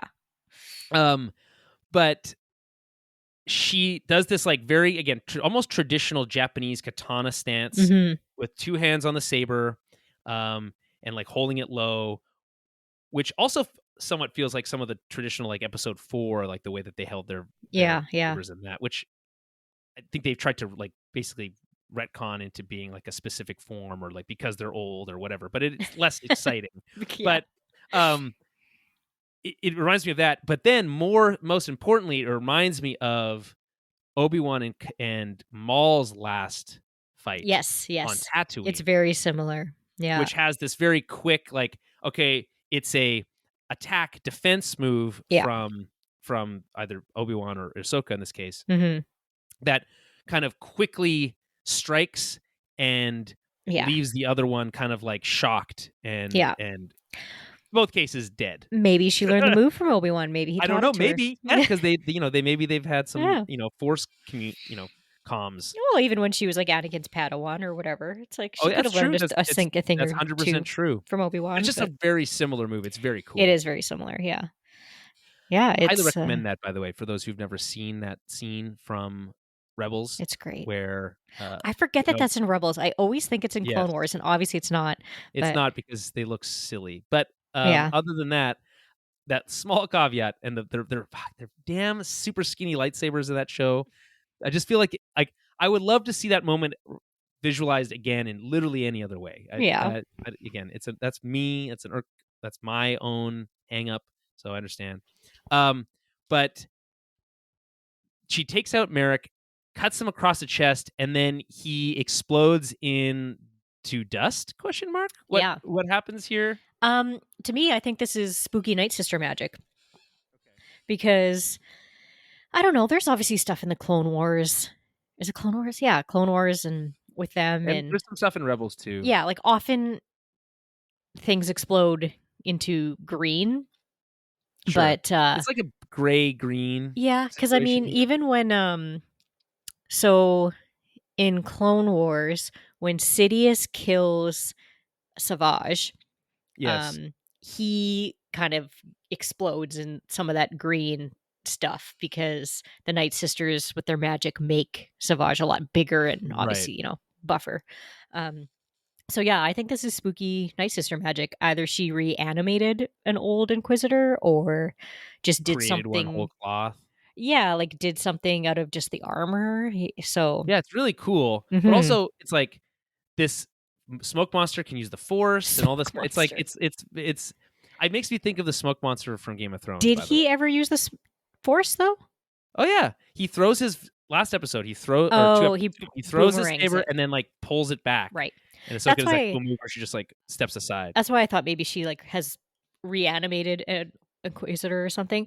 I do like though that Merrick is just Merrick. He's not some other dude or some other Right, because person. people It's have said that. like Yeah. fuck. I kind of like it's like finally we can just have like a character that has a mask on and they're not somebody else. Well, yeah, and I think Like maybe that's like on purpose. Like it's a red yeah. herring to Yeah. specifically to throw people off the scent. Well, yeah. I think there still might be more to it. I don't know. Maybe Well, I don't maybe know. Maybe she she'll make a new one. well, maybe she'll just come back with Thrawn and be like, "Oh, you killed him? That's fine. I'll just bring him back." Like, which would Right be or kind of whatever. interesting, Night Sister magic, spooky stuff. It's But interesting that he can talk, right? Because he well, that spoke the too. last episode too. So it's like Yeah, there's it's a true. lot of people were really excited, hoping that he'd be Starkiller, the Yes, yeah, I Vader's saw that apprentice theory. from the start from those video games. But Yeah. I'm okay if they bring that character back, but it has to be in a different way. Isn't Starkiller like stupid strong though? Yes, it's stupid. Exactly. Yeah. There's all sorts of problems with how he was portrayed and wouldn't really fit into canon Right. in that way now. Right. So you'd have to make changes to Yeah. it. And that's fine. They've made changes to that kind of stuff before. So I could, the idea of Vader having his own secret apprentice is cool. Yeah. Having Ahsoka fight Vader's apprentice would also be cool, but we don't know if that's if this was that version of that. I mean, it's like that's not really that exciting, but there's still Yeah. potential. We'll see. Okay, so Sabine, meanwhile, despite Ahsoka kind of easily handling Merrick, Sabine isn't handling things as well. She's kind of on her back foot, and despite her kind of not great positioning here, or at least her ability to not stand up to Shin very well, she sends Ahsoka away to get the map, and which is again splits them up even further, which is kind Yes. of that like dum dum dum moment, right? Yeah, they're doing the bad thing that in every scary movie they're not supposed to do. Right, and then Shin says, "You will regret this decision," which, by the way, I love she might not have a lot of lines of dialogue, but her performance is pretty good because her look of, like, concern, like, shit, like, she's gonna be able to get back, Yeah. and I was supposed to stop them, and now now I can't because I have to deal with Sabine, so, like, she's now angry, but also worried, also feeling incompetent. There's, like, a lot happening on her face there, so I Yeah. think that's interesting. Um Back to the henge. As the fourth coordinate is calculated, fourth of 9, Morgan decides to return to the Eye of Sion. Classic villain move, right? You handle this yourselves, right? Leaving Balin to protect the map. Ahsoka arrives just in time to see her ship taking off, and we get this really beautiful shot of the forest with the Eye of Sion in the background, the ship going there, and then the henge kind of in between them. It's really beautiful, and there's like fog along the forest floor. It's really pretty cool. And she then confronts Balin. Balin is waiting. He's wearing his hood, and which I like. I like the idea that he's like, okay, she's coming. I'm gonna put my hood on. I'm gonna wait here. Yeah, This is gonna right. be really cool, right? And so he starts the dialogue first. I basically wrote down almost everything they said here because I think it's all interesting. It's all pretty important, I think. Yeah. So he says at first, Anakin spoke highly of you. Her response is, of course, that, oh, really? He never mentioned you, which I think is both funny as like a retort here, but also like a kind of like a meta commentary on the fact that we keep including new Jedi Yeah. who survived Order 66, who were Right. supposedly around during all that time, but we never met them or never knew who they were. Yeah. Right. So I I think like that's it's also a very Ahsoka thing to say. Like that's an OG Ahsoka thing to say for sure. yeah, 100%. And as he does this, he removes his cloak, which is really cool. Anytime that, like, it reminds me of Obi-Wan dropping his cloak and is standing with his hands on his hips, right? You Yeah. know what I'm talking about? Yeah. Oh yeah. In Revenge of the Sith. Yes. So yeah, very really cool move. Anytime you remove your Jedi robe, you know shit's about to go down, right? And he starts talking more about Anakin, saying that everyone at the Jedi Temple knew who Anakin was, and saying that he was that very few survived to see what he became. Right. Interesting that he's aware of that. I feel like that knowledge would Okay. not be well That's what I said. understood. And I was just like, that was the only thing that really bugged me Well, actually, about this episode. depends on the timeline.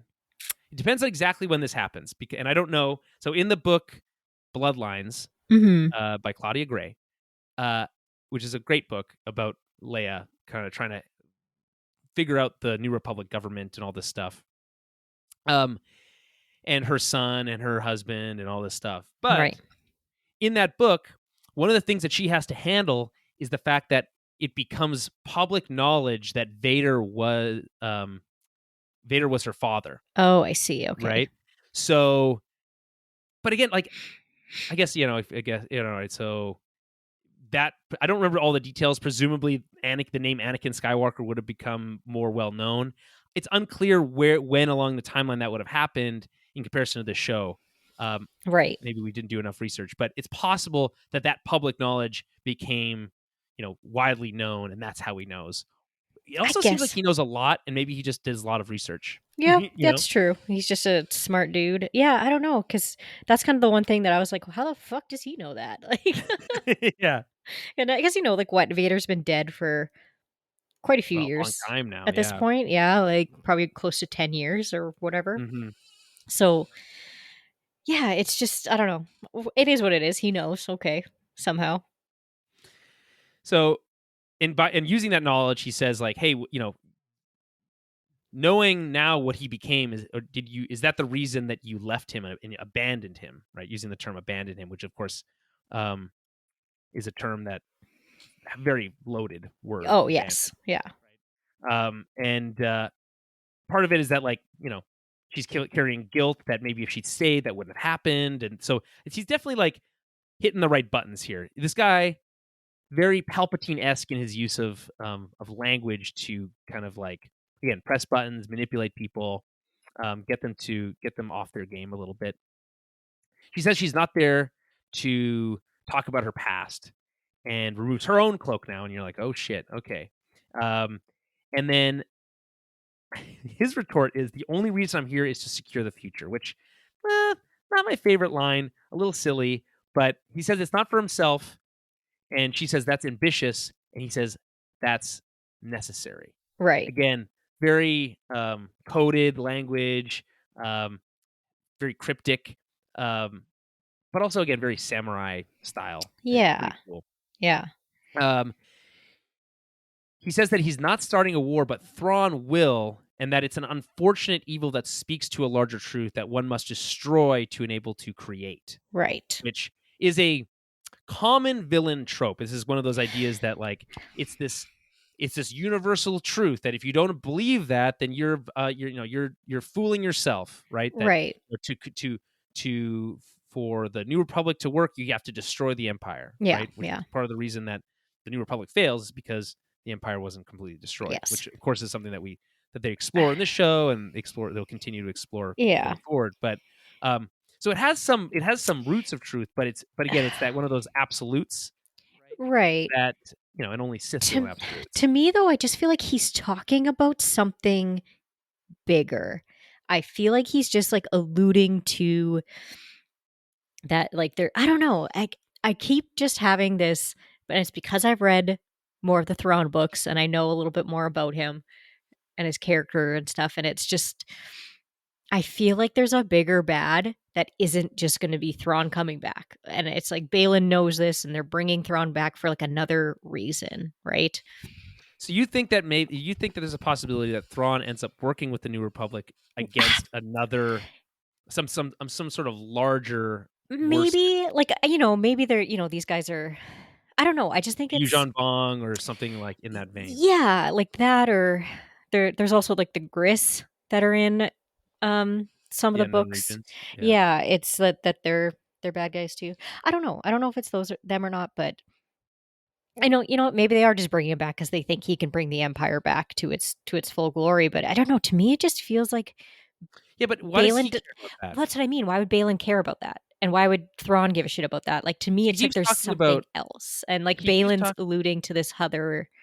I don't know. I just feel like in this conversation with Ahsoka, he's like, well, Thrawn's going to start a war, but it's for another reason. Like, it's for Well, the greater he says good. it's there's a greater good. Yes. He Yeah. says that it's going to give them power such as they've never seen. Yes. There's just like I really truly don't know what's in it for him. Yeah, it's interesting. So, and that's what's fascinating about it. Yeah. So I mean, and again, alluding to it, but just in the most vague ways possible. Yeah, I just feel like there's more to it. Like, it's not just like, oh, Thrawn's going to come back and we're going to bring back the Empire. Right, and like, what do you mean? And like, destroy? Okay, so destroy the New Republic to create what? Like, what are these? Yeah. What are you talking about? Exactly. And like, why? Like, who? Like, it's you've already lost. There's already these remnants. Like, what are they keeping you from being able to do so much? Your weird little I don't splinter know. cell, Just really, right? Like, there's a lot of really big question marks still that the yeah. show has now 4 episodes to resolve, Mhm. right? And so, lots of time. We'll see. Yeah. I like how as soon as he says this very like traditional villain twist your mustache as you talk about your big plan moment, Yes. she's like, okay, I've heard enough, and just lights her lightsaber up. Yeah.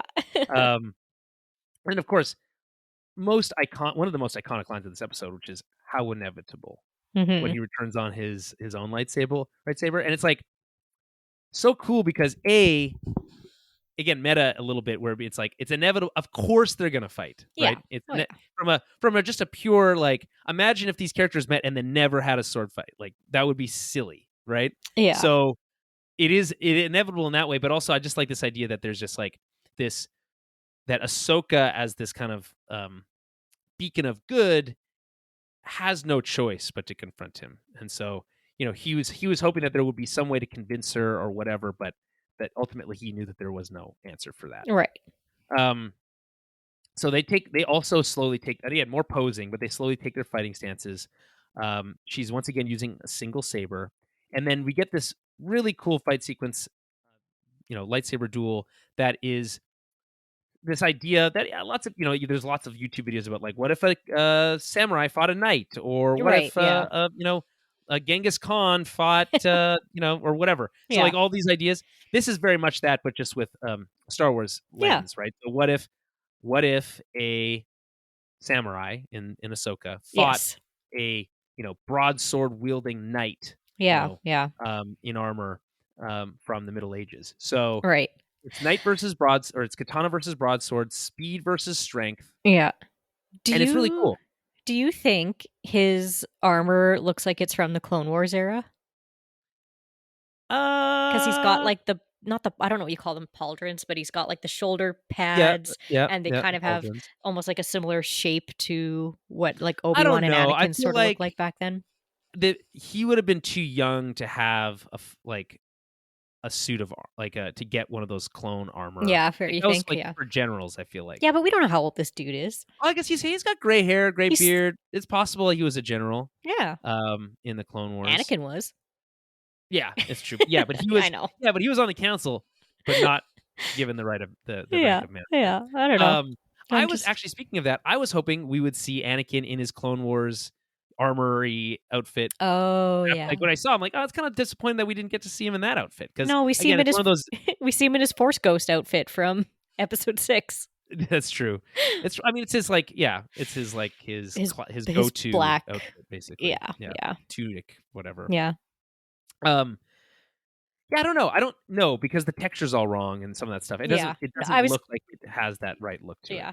He's got like a really neat, I don't know whether it's armor or not, but like down his spine, he's got these really cool, I don't know, little designs on his back that really go cool. down his Everything spine. about this character. I just don't think we can say enough cool stuff about Balin. Yeah, there's one point where he's standing next to Morgan Elsbeth, and he looks huge standing next to her. Like, I think he's just a big person in general. Yes, he is a big person. But and then with that added extra kind of not bulky armor, but the extra big like kind of the shoulder armor adds armor. Weight, it's size to his shoulders. Yeah, really but he just looks massive. But it's very imposing. So, meanwhile, back on the eye, the 5th of the 9 coordinates are calculated. Morgan is getting impatient and asks how much longer. We get that great moment I mentioned earlier. Moments. Just Yeah. moments. Back at the saber fight, we get a force rock throw, which is always fun. She cuts that in half. It looked a little CG-y.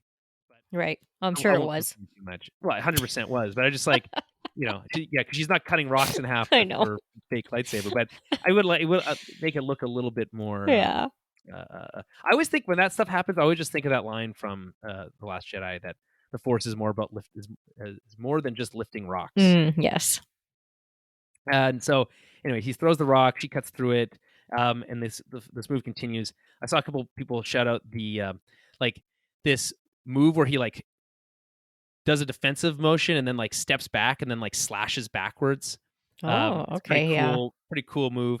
But again, like you really get the sense of like his strength Yes. Yeah. as he's like really wailing against her. And it's interesting dynamic too in the fight because his goal is to just prevent her from getting to the map. Right. Right? Yes. He's not really trying to kill her. No, I I don't don't think think. he is. Yeah.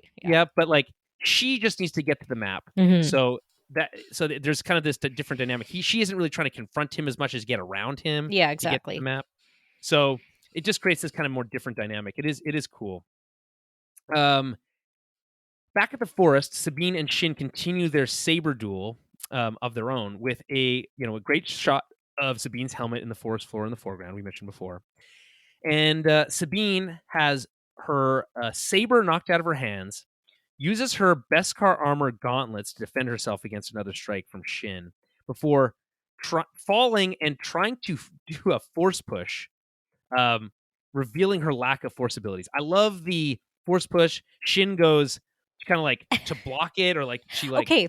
covers her face. It's such a cool motion where she's like, what the fuck? This is what I was going to ask about. And this is what I asked Adam, and like we couldn't figure it out either. Did Sabine lightly force slap her, and that's why she turns her head, or that's what I said, or is she turning her head in To protect anticipation herself. of a Yeah. blow, and then she doesn't feel it, and that like because either way, is it either like she was anticipating a bigger thing, and then she's like, okay, so you have no I power, think it's or that like she one. got a little slap, and she was just like, I don't think "Okay." she got a little slap. I was wondering if she got a force slap, and that's why she like whips her head. That is funny to think that there's potential that she got a force slap, but I don't think that's what it is. Yeah, fair enough. I like the idea that she still isn't able to because Yes. Yeah. how cliche would it be? It's like, oh, when push comes to shove, here's the moment, and Right. boom, force push. Right. Yeah. Well, Again, yeah. so You hope that if she does connect to the force at some point, it's cooler than that, than just a little bitch slap. well, yeah. Yeah. I like the idea that she kind of goes to protect herself, realizes that there's nothing. Yeah. There's nothing coming, and then I love Shin's performance here. It's great. The actress, I've got to find her name, Ivana Yeah. Sakno. Yeah. It's a tough name. I feel like she's like every line she delivers is so full of rage half the sharp. time. It's Yeah, very good. Yeah. Yeah, I agree. And so here's my question here. Is she surprised or angry that she has no power? Is she saying you have no power to like demean her, or is it like you have no power question mark?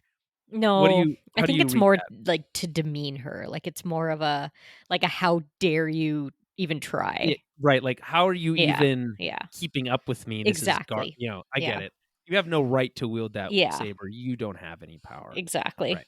Okay, I like that. I prefer that interpretation than like the surprise version. But anyway, No, I don't think she's surprised. I think it's well, I think she is surprised. Oh well, I yeah. think she did think that she had some sort of force ability, but Yeah. because she was able to hold her own, right? But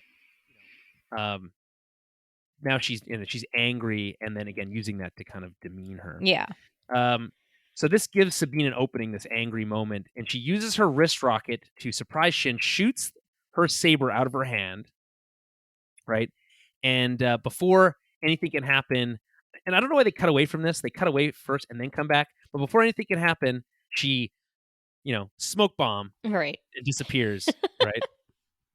The smoke bomb, by the way, smoke bombs are cool. Anytime they're used, I don't know how practical they really are, like how much, because like you just have to like back up like 3 or 4 feet and be like, oh, there you are. Yeah. You know,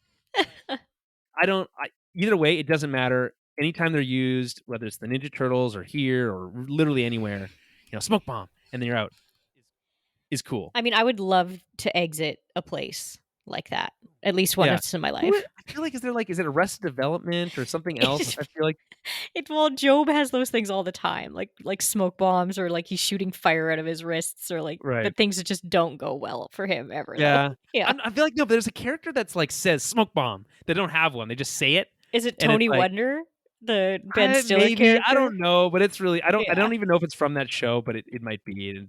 That's what I think of. It's funny. Anyway, so they take off. Back at the henge, Ahsoka and Baylan are still fighting. Baylan has Ahsoka on the ropes a little bit, telling her that, quote, her legacy, just like her master's, is one of death and destruction. What do you think he's getting at here? I'm not 100% sure, actually. Yeah, I don't know, because it's just like, what has Ahsoka done that would say that her legacy is death and destruction? But yeah, I guess it's possible that he's implying that it's her fault, right? That Vader made the decisions that he did, that you abandoned him, and that because of that, you allowed a monster to be punished. Yeah. Now, I think that's the most generous interpretation I have for this, because otherwise it just feels like it's a line that comes out of nowhere. Because again, it's not like she's really done anything specifically. No, unless he just means like, I'm going to kill you, and that's your legacy of you died, and then that's it. And you were, I guess. I don't know. And then maybe stuff. Maybe it's a threat. Mm-hmm. I don't know. I would like to hear what people have to think about that. I'm not sure. Kind of. What I didn't really clock that as much as you did there. Like, think about it. Well, it's a cool idea that a legacy of death and destruction, which the Jedi ultimately carry, right? Yeah, with them. So maybe that's what he's getting at, and that he's separated himself from that, and that she's still connecting herself to it. Right. I don't know. There's lots of different ways you can interpret it. I guess. Okay, so Ahsoka, is able to get a hit in. This gives her a chance to grab the map, but it burns her hand. What's your thoughts on the hand burning? Yeah, see, because I think, Morgan Elsbeth kind of had to use, or was using her like witchy powers with it. I don't know, maybe once it's doing its thing, it just is hot. It's really hot. It's kind of all I was thinking, is once it's... it's interesting. I feel like it's more of like a, I don't know, my because it really affects her, right? She grabs it and it's like, and she's like really messed up in the hand. Mm-hmm. But I'm wondering if it's like an allergic reaction to like dark side. Oh, like power. dark magic or dark. Yeah, that's true. Could be. Because I mean, I feel like when Sabine she picks it up, it's no problem. Yeah, when she gets that map open, it's no issue. But I don't know, it's been open for longer, heats up like a laptop. yeah, I guess. Yeah, I don't know. Like an old computer. I guess that like the flame is hot. It's unclear. Oh, right, because there's a flame under it too. Yeah, I forgot about the flame. I would assume it's magic the flame. Yeah, okay. Probably that hot magic flame. Maybe it's that, but also like it's unclear if that magic flame is actually flame or it's just magic. That's true. That's right? true. But yeah, I like your interpretation of that. It's a mix of, that the dark energy of it. Right. I like that. Okay, so Ahsoka, now hurting and on her heels, sees Shin return. This obviously makes her worried about Sabine's fate. Right. And interestingly, has a little bit of lets a little anger out. Yeah. Uses a force push and knocks Shin against a wall, knocks her out. She chokes her. She has her fully picked by the neck up and then throws her against the wall. Yeah. I like it. It's pretty wild. She's lucky she didn't die. Yeah. Your neck wasn't broken. Well, she didn't go full. Yeah. Break the neck. She could have just reached out and just snapped her neck, I guess. Yeah. Right. Which that's always a move available to you if you're a strong Jedi / Sith, is you could just break which necks they at your have done. will. But I guess I don't know. I feel like I always wonder, why don't they all just snap each other's necks all the time? But A, then there'd be no stories ever. Yeah. And B, I think to them it's, I don't know. It feels cheap. Yeah, exactly. It feels cheap. Yeah. But again, why can't they fly? Hey, whatever. Yeah. Maybe the Inquisitors can. The best Jedi of all. Yeah, but that's also dumb. Because there's no. Could you imagine if they brought that into live action Yeah. and we're like, we're gonna have these Inquisitors floating around? Because No way. air isn't alive, so you can't manipulate the air But you as can. much. But you are. Yeah, I don't know. It's too much. And you can force jump and all these other things that you can. Yeah, You know. force jump like to a point. Well, what's the difference between a force jump, using the Gravity. force to how did you lift? How did she lift Shin up against gravity? Yeah. I don't know. I don't even know how airplanes work. Okay, so don't ask Oh, me. yeah. There's a whole thing for that. But like maybe the thing with the lightsabers is that like it heats up the air and then it like uses it's like they're like floating on like a heat thing. I don't know. It's I don't stupid. know. It's because it's too complicated if they can make Jedi fly. It doesn't. They didn't need to fly. They didn't need to be able to have the ability to have those lightsabers make them fly. That was always dumb. The Inquisitors. Yeah, that was dumb. I think that was a mistake the second they did it. But yeah. Okay, I agree. As long as funny. we agree on that. Yeah. Yeah, I don't need Jedi to fly. I just think it's funny. Like, it's a funny question to ask. Yeah. Right? Yeah. It's kind of like how Sabine 2 episodes ago was like, or is it maybe last episode? Is like, listen, if the force is with everybody, why doesn't everybody use it? Yeah, exactly. By the way, our explanation of like it's like pro athletes versus like the regular Joe, yeah, is also the same way that someone at Lucasfilm, it was either George Lucas or Dave Filoni. Oh, really? Described it very similarly to that in like that similar way. I like it. I feel like I feel like we nailed it. Justified in that. Yeah, exactly, nailed it. Yeah. Okay, so Baylan, angered by Ahsoka's attack on Shin, says that, quote, it didn't have to come to this, before trying to make a final blow against Ahsoka, who's holding his saber back with the Force at the edge of a cliff. Sabine, very shortly after, arrives. Ahsoka yells for her to destroy it, which, does this remind you of any moment, by the way? From anything else? No? Okay. I don't know. I don't think so. So, first thing it makes, I think, for anyone who's watched Lord of the Rings will probably recognize. Oh, okay. But remember when in the very first movie, in the in like the like prologue, when after the battle with Sauron, yes, which, by the way, we already have the Eye of Sauron reference in this show, so it's like another Lord of the Rings reference is fine. And then you have Elrond and Isildur in Mount Doom, and he yells, "Destroy it!" Yeah, that's what I thought of. I'll keep it. Right, and it's so wild to me. It's like everyone's like, "Okay, cool. You just keep that super deadly weapon. Yeah, no big deal." Destroy it, Isildur! Destroy it! It's like such a cool moment. Yeah. So that's what I think of here. And Sabine, destroy it, and she doesn't. Again, she's the Isildur of the story. Which, by the way, keeping the thing ultimately is Isildur's downfall. Is how he ends up getting killed. So Sabine then threatens to destroy the map, pointing her gun at it, which seemed weird. Like, are you going to shoot through it into your hand, or like how's that going to work? But, right? Yeah. Yeah. So it's like holding something and having a gun in front of it, like, and you would. Yeah. It's like it's for sure going to shoot your hand. Is there no other way to hold it so you didn't shoot yourself? Anyway, whatever. So this is enough to make Baylan pause for a moment. It looks like he's going to step away from Ahsoka, but at that moment, he makes a final blow against her saber. I thought that maybe he connected with her body in some way. I rewatched it. No. He does not. Ultimately connecting with her saber, but pushing her off the cliff. Yeah.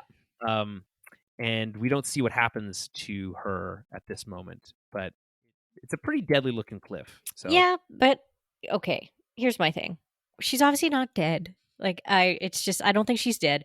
Because yeah, but did she get pulled into the world between worlds again? Because that seems, I think she's very convenient, unconscious, either in the water or like, I don't know, I don't think hit so. the water. It was unconscious, washed up on the shore, whatever. This is much more supernatural than that. True, but Ahsoka has also survived jumping off a crashing plane into the atmosphere on Mandalore into like a superhero jump. Like, she's not going to get killed by being booted off a cliff. You know what I mean? Yeah. No, I agree. But Like, there's a really big rock down there. So I yeah, don't know if but that matters. when Ahsoka, if and when she does eventually die, Dave Filoni's not going to give her he's going to give her a better death than that. I think. I think you're probably right. I don't think she's dead. I I think just think she's. I don't think she, but maybe I like the idea that maybe she is dead, but like she's gonna come back to life again in some Yeah, way. she's going So to keep bringing her back every I don't time. know. Maybe like I like, and then the question is like, okay, then what can kill Well, her, this is what right? I mean. Like she's in limbo. Like maybe she's on death's door, but I don't think she's actually dead yet. We'll see. Yeah. So your belief, and we'll get to this later, but it sounds like your belief is that she's not talking to Anakin and actually talking to Anakin, but she's this is all in her I mind. do think she's in the world between worlds. I just think that maybe that's kind of some place you go when you die. You know? Maybe. I just don't think that I think that there's a lot more to Well, that. let me pull up the Wikipedia definition of the world between Yeah. worlds, also known as the Vergence Scatter, which I don't Okay. remember ever being called that. Yeah. That's what it says here. Cuz yeah, Was a mystical plane within the Force that served as a collection of doors and pathways existing between time and space, linking all moments in time together. Yeah. So if it's all moments in times, past, present, and future, then it's like kind of like limbo because that would be, your life and death. right. So Darth Sidious says this mystical realm connects all of time and space, creating a conduit between the living and the dead. Yeah. Those who control this plane would possess mastery over all of existence, Mm-hmm. but gaining access has proven an unexpected challenge. So, Yeah, I don't know. you know, um, the world between worlds, otherwise referred to as the Virgin Scatter, was described within the Chain Worlds theorem, visualized in the sacred Jedi text kept within the Jedi Temple on the planet Ahch-To. It was accessible from a painting of the Mortis gods, father, daughter, and son, that decorated the exterior of the Jedi Temple on the planet Lothal. Loth wolves, creatures native to Lothal, were intrinsically tied to the world between worlds and were capable of traveling through the realm in a similar manner to hyperspace travel. That sentence is dumb. The Mortis gods painting served as the key to unveiling the entryway to the realm through the assistance from a keystone from the temple by a force wielder who was to place their hand on the daughter's encircled hand. As a result, the Loth wolves within the painting shifted away from the gods and moved in a circle together, which formed a portal to the realm. However, the portal to the world between worlds was closed if a force wielder placed their hand on the son's encircled fist, which prompted the painting of the father to conceal the entryway and the temple itself. So you can see that happen in the Rebels, Yeah. not the finale, but like 2 episodes before. Right. Anyway, this is why I kind of think that she Ahsoka's been there before. She's literally been pulled out of it, so maybe she's just got a little bit more of a connection to it than others. But yeah, I don't know. There's a lot of question marks about what just happened at the end of this episode. Yeah, we should see. Yeah, makes me excited for next week. Yes, so good. That's good. We're looking for excitement. Is what we're looking for. Because really, originally I was just like, "Oh, cool!" I'm like, "How'd she get there?" Yeah, right. And it also looks really cool in live Yeah. action. I always knew it was going to look cool yeah, because of course. it's not that hard to like visualize a starry sky with some cool pathways. But it's cool. It's very interesting. Achieve a look that somehow makes it not look stupid, but similar to what it looked like in the animated series. Yeah. Okay, so back in the land of the living, Sabine tries to shoot Balin, but this is right after Ahsoka presumably dies. She tries to shoot Balin, but he easily deflects her blast. I love the way he kind of like moves his saber in this like very like stiff but almost like angular motion to deflect it. I also like how his saber seems to be a little bit longer, which is pretty cool. Easily deflects it. Balin then, this is so cool. She starts to threaten the map again. This causes Balin to pause, but he then uses her insecurities against her. This is another example of like very classic, like Palpatine style moves. Like it's almost like, did you learn from the best here or what? Because he even says, "Do it." At some point. Right. Well, and I am curious because you know how like they kind of touch on this a little bit in the Jedi, not Fallen Order, Jedi Fallen Order, Jedi Survivor, whatever. Survivor? Kind of how like different Jedi have different force abilities, right? Sure. And I don't know. To me, it's like maybe Balin's got a little bit more of that kind of. He can look into people's minds a little we bit. know that people can do that, right? We know Yeah. Kylo can do that. We Yeah. saw that. Yeah. Not Hux. Imagine Hux. Yeah. No. So I mean, yeah, he can pull things out of people, I think. So because there's just sometimes things that he said that I'm like, how does he know so much about everybody? It seems weird that he would know, right? Yeah. So maybe he's just really in tune with Yeah. like reading minds Reading, as a yeah, possibility. people's like feelings and yeah, Like, exactly. and the Jedi have always been kind of like borderline abusive about that ability Right. anyway, with the whole Jedi mind trick. So, Yeah. you know, so he says you should destroy it, which this is such classic Palpatine to me. It's like Hmm. telling them, yeah, cut me down, right? Yeah. Do it. Yeah. You should destroy it. She would have, right? Again, making her feel like she's lesser than. Yeah. So, Inadequate. oh, you aren't like her. She says that more, we're more like than you think. I know you think Ezra Bridger is the only family you have left. I thought this line again clunky in my opinion, but if you can explain it by them saying that, oh, she was able to read her mind and reveal this truth, Yeah, I then feel it's like interesting, he's just very good at pulling stuff out of people's minds like that. right?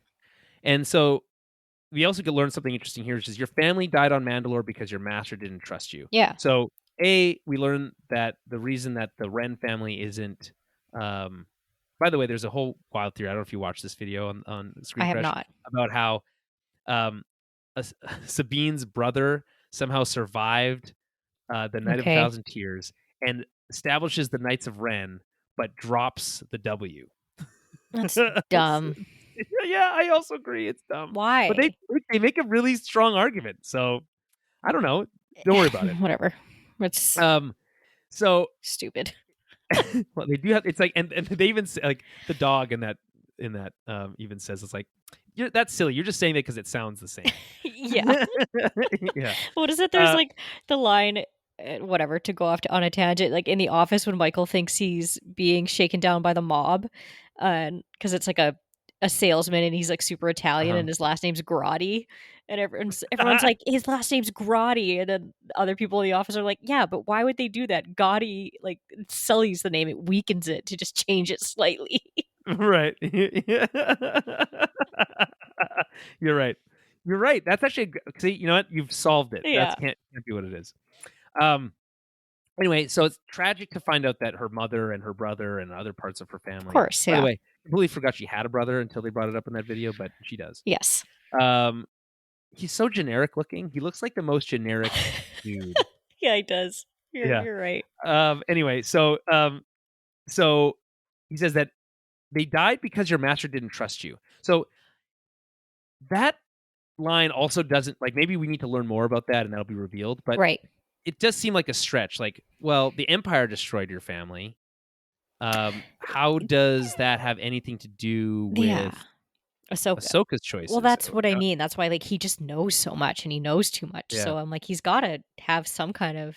Again, playing on her insecurities. Maybe Yeah. that's what she feels like. Yeah, And exactly. he's saying, and she's like reinforcing it. That, well, telling her what she wants to hear, Yeah, right? exactly. He says that we share a common goal, right? To go on this voyage, right? For you, it's to find your long lost friend. For me, it's to serve a greater good. We talked about this earlier. Unclear what the greater good means here. Yes. He says, "Give me the map, and I give you my word, no harm will come to you." And again, this is like classic, like Palpatine shit, Right? right? Like, Yeah. Yeah. I'll give you what you want if you give me what I want, and everything will work out fine, Yeah. right? Nothing, we don't have to resort to stabbing each other or shooting each other Hmm. when we really just want the same thing Yeah, anyway, right? exactly. And besides, Ahsoka's dead, and she didn't like you very much, so Yeah. The only difference is here, he actually, I don't know, if it was a Palpatine, he would have just killed her, right? As soon as uh, he got the. possibly, unless he thought he could use her for Right. And something. that's what I'm curious about is like, because he doesn't harm her, right? And they do take her with them. Yes. So it's like, I'm curious why, like why he thinks she'd be useful. But Well, maybe he really does want to. He really does stand by his word, and yeah. that's like Yeah. word of his is like like a knight. My Yes. word is my Oh, bond, or yeah. whatever, right? So he says it's the only way. Do it Yeah. for Ezra, you know. So it's good stuff. I like it. I like the inclusion of "do it." I feel like that's not an accident, Yeah, you of know? course, of course. So, right, I use that probably at least once a week. To do it? Yeah, Adam does it all the all the time. time too. It must be a guy thing. It's so All funny. the time. "No, it's not the Jedi way!" Ugh, whiny Do Anakin. it. Yeah. So she gives him the map. She kind of, it's really interesting watching her face here. She's obviously conflicted, but he's playing on her insecurities and it works. And she's really thinking about Ezra and thinking, if I do destroy this map, I'll never get to see him again. And she Yeah. couldn't bring herself to do that, which I think is understandable. It's relatable.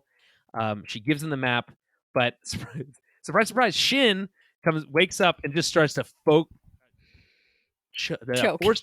Yeah. force choke the shit out of her, Yeah. which is, those words together are harder to say than it would seem.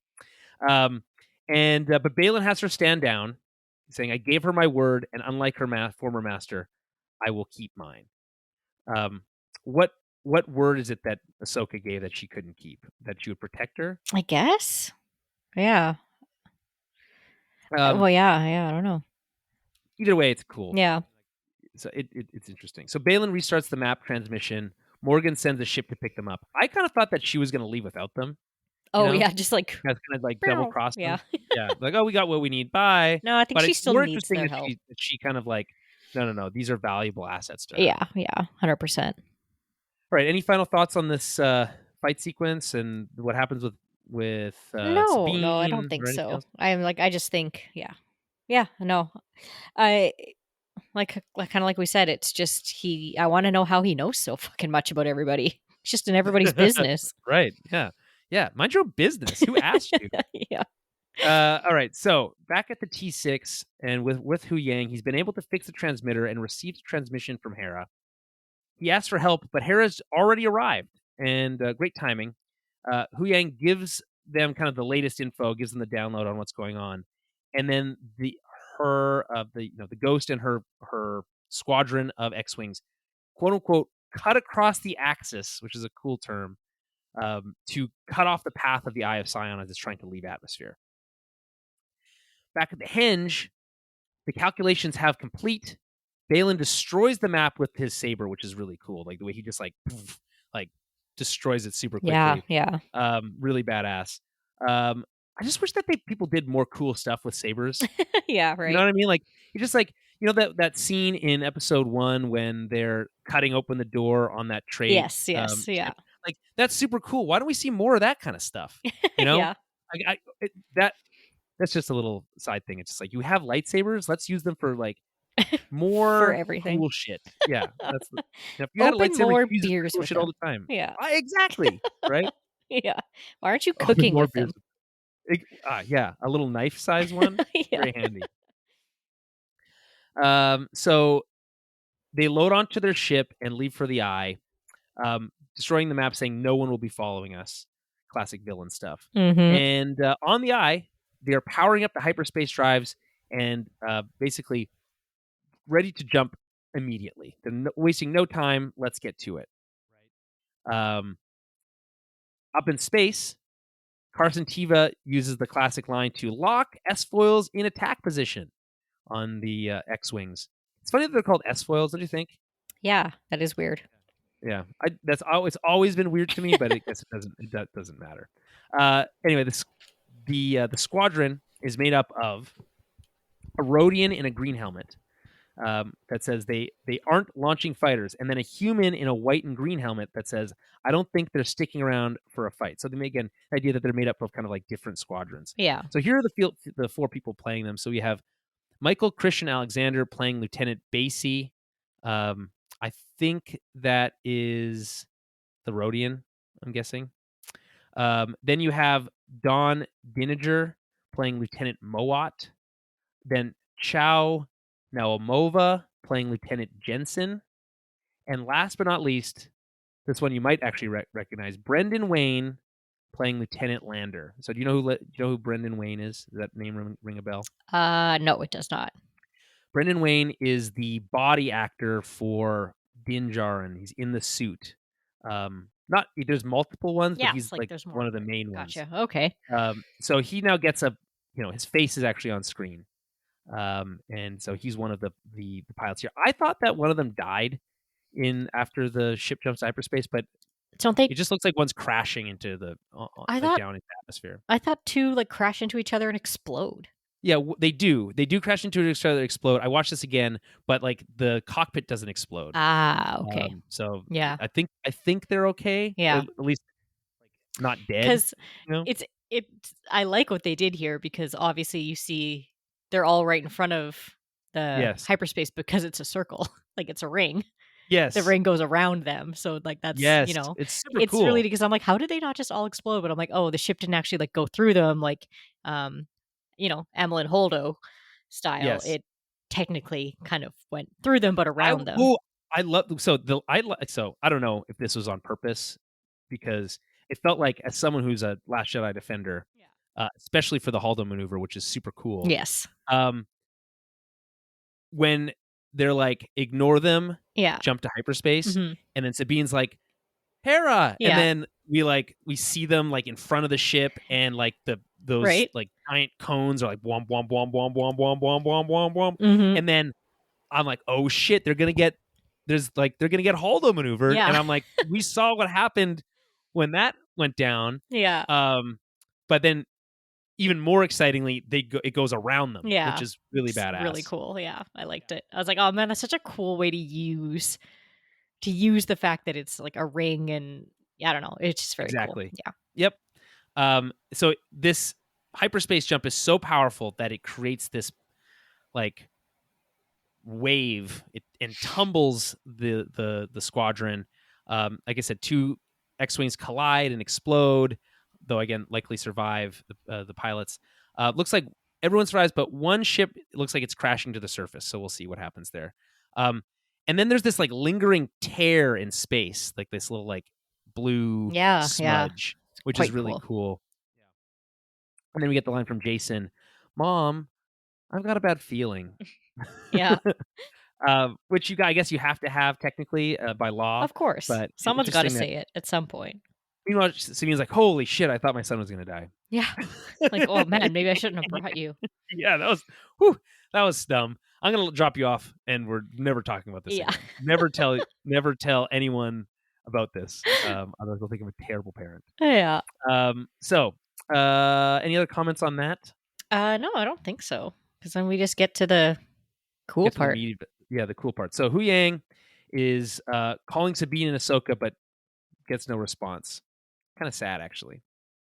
And then we cut back to the now empty henge, showing us a top-down view of the cliff where Ahsoka fell, panning to a close-up of Ahsoka's face as she wakes up in the world between worlds, or otherwise known as, sorry, what was it called? Oh, God, I don't know. The Vergence Scatter, And she hears the voice of Anakin saying, "Hello, Snips." Obviously, that's his little pet name for her. Yeah.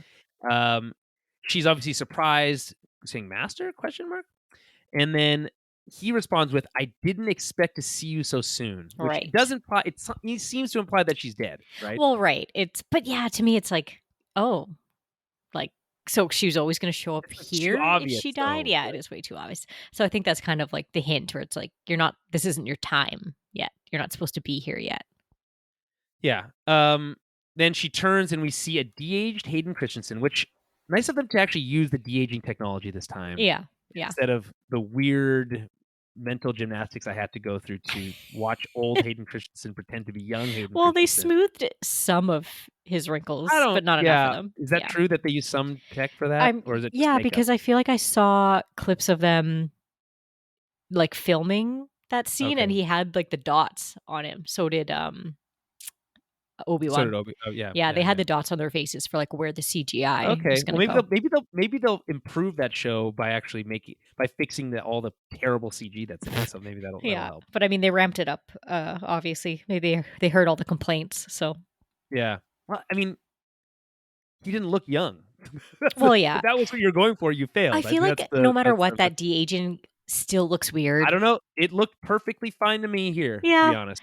It just looks. But he also didn't speak. That's always a big when they move their lips. Speaks. Oh yeah.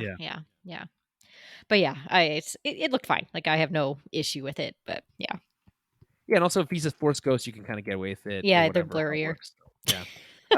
So we say Hayden Christensen returning as a young Anakin Skywalker from the Clone Wars era, wearing, as you mentioned, his black tunic, smiling warmly, and she says Anakin, and then we see Ahsoka's shocked face before cutting back to Anakin.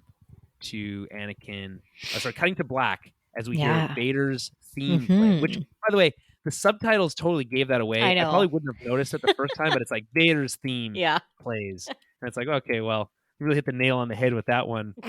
It's weird. Like, they don't call out any other theme that's playing. That's true, yeah. You know what I mean? Like, it's like, just seemed a little heavy-handed. They really wanted, like, because I think we can all recognize when we hear Vader's theme. Yeah. You know what I mean? Yeah, at this like point? the most So I don't know if we needed one. that. Yeah. But whatever. So here's what people are saying. Obviously, the Vader's theme thing seems to imply that there's something more sinister happening here. Right. Another group on the internet said that his lightsaber is Vader's saber and not Anakin's saber.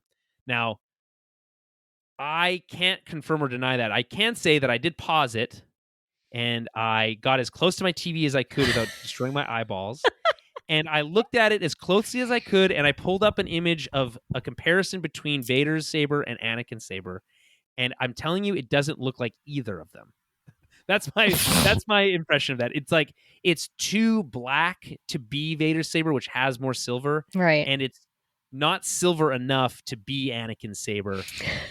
So I genuinely don't know. Okay, well, Force ghosts don't need lightsabers anyways. So what? I don't know. I'm so confused that why a Force ghost would even have a lightsaber.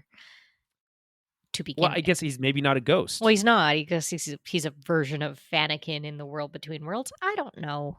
Well, because I didn't notice. Listen. So if it connects the dead with the living, the impression is that this is dead Anakin speaking to somehow limboed Ahsoka, right? Or it's all in her head, or it's a version of Anakin that's in the world between worlds from that era. Well, yeah, talking to an older version of Ahsoka, and he's unaware. He doesn't know where he is, and is unaware of what's going on, and that's what's going on. And hand to heart, I truly don't know which version that they're going with, and I don't know which is better. I can't decide how I want them to go about this, like without it. What I don't want is for it to feel cheap and lame. Well, and yes. That she escaped death by Anakin somehow appearing in the world between worlds, his previous alive version, and pulling her out of the situation in some way. That seems too cheap and too similar to what Ezra did. And I don't necessarily like the idea. If it is a Force ghost, why doesn't he look like a Force ghost? Well, yeah. Maybe because he's in the world between worlds, and that form, that like ghostly form, isn't the form they take. What I do want is character exploration, and like this like exploration of I thought I abandoned you, and he's like, well, I thought I abandoned you, and like something like or whatever, this exploration of their complex relationship as he turned to Darth Vader. Right? Yeah. That's a fascinating exploration, and something I would love to see, but it has to make sense, and I just don't know how it's going to make sense. It might not make sense, and that might piss me off. Yeah, I don't know. It's I didn't notice the lightsaber is all I'm going to say, and it's complicated, but I guess we will see in the next episode. Like to me, this is just kind of it's the next big one. It's the big one for the season, yes, right? So yeah. If it's an episode that is just like entirely like flashback and conversations between Ahsoka and Anakin, I'm cool with that. Right, yeah. I kind of wish that we got an episode that was just flashback stuff in Obi-Wan. We got one episode that had some of it to one moment, but I would have liked to see more, right? Show us the Clone Wars in live action again. Show us those, with the new version of those CG clones that look really good. and the actors that we know wearing their Clone Wars outfits with the with the armor bits and that kind of stuff. That Yeah. that might be fan service, and I might be wishing for fan service, but I think there is valuable character and story to mine out of using that kind of thing, and that would be really cool. Absolutely. Yeah, man, I don't know. I'm pumped. That's all I have to say. And like, I don't know. I know the World Between Worlds pissed a lot of people off before, but I just think this is a really good way to, I don't know, explain it a little bit more. And it's just, I think it's gonna be really cool to see it in live action. And we better see it in the next episode, because I'm gonna be mad if we're just like, boopy doop boop. What's Hera doing? Next episode. Yeah, I don't. It's written and directed by Dave Filoni. Yeah. Next week's episode. Yeah. I don't think you tease this and then don't pick up on that. Yeah, Adam and I were talking that like he's like, I would be fine even if the entire next episode is just Anakin and Ahsoka talking to each other in the World Between Worlds. Yeah, exactly. That's what I just said. I mean, that's fine. I'm fine with that. Yeah, we're like, okay, cool. I would hang out here.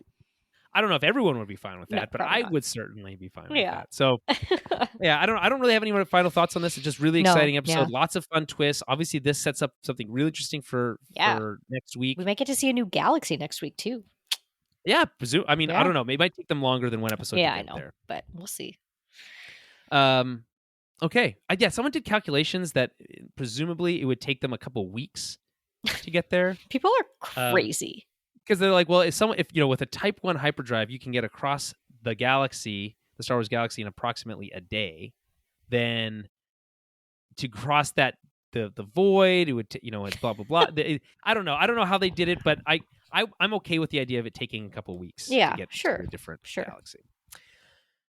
All right. Well, on that note, any final thoughts? No, I don't think so.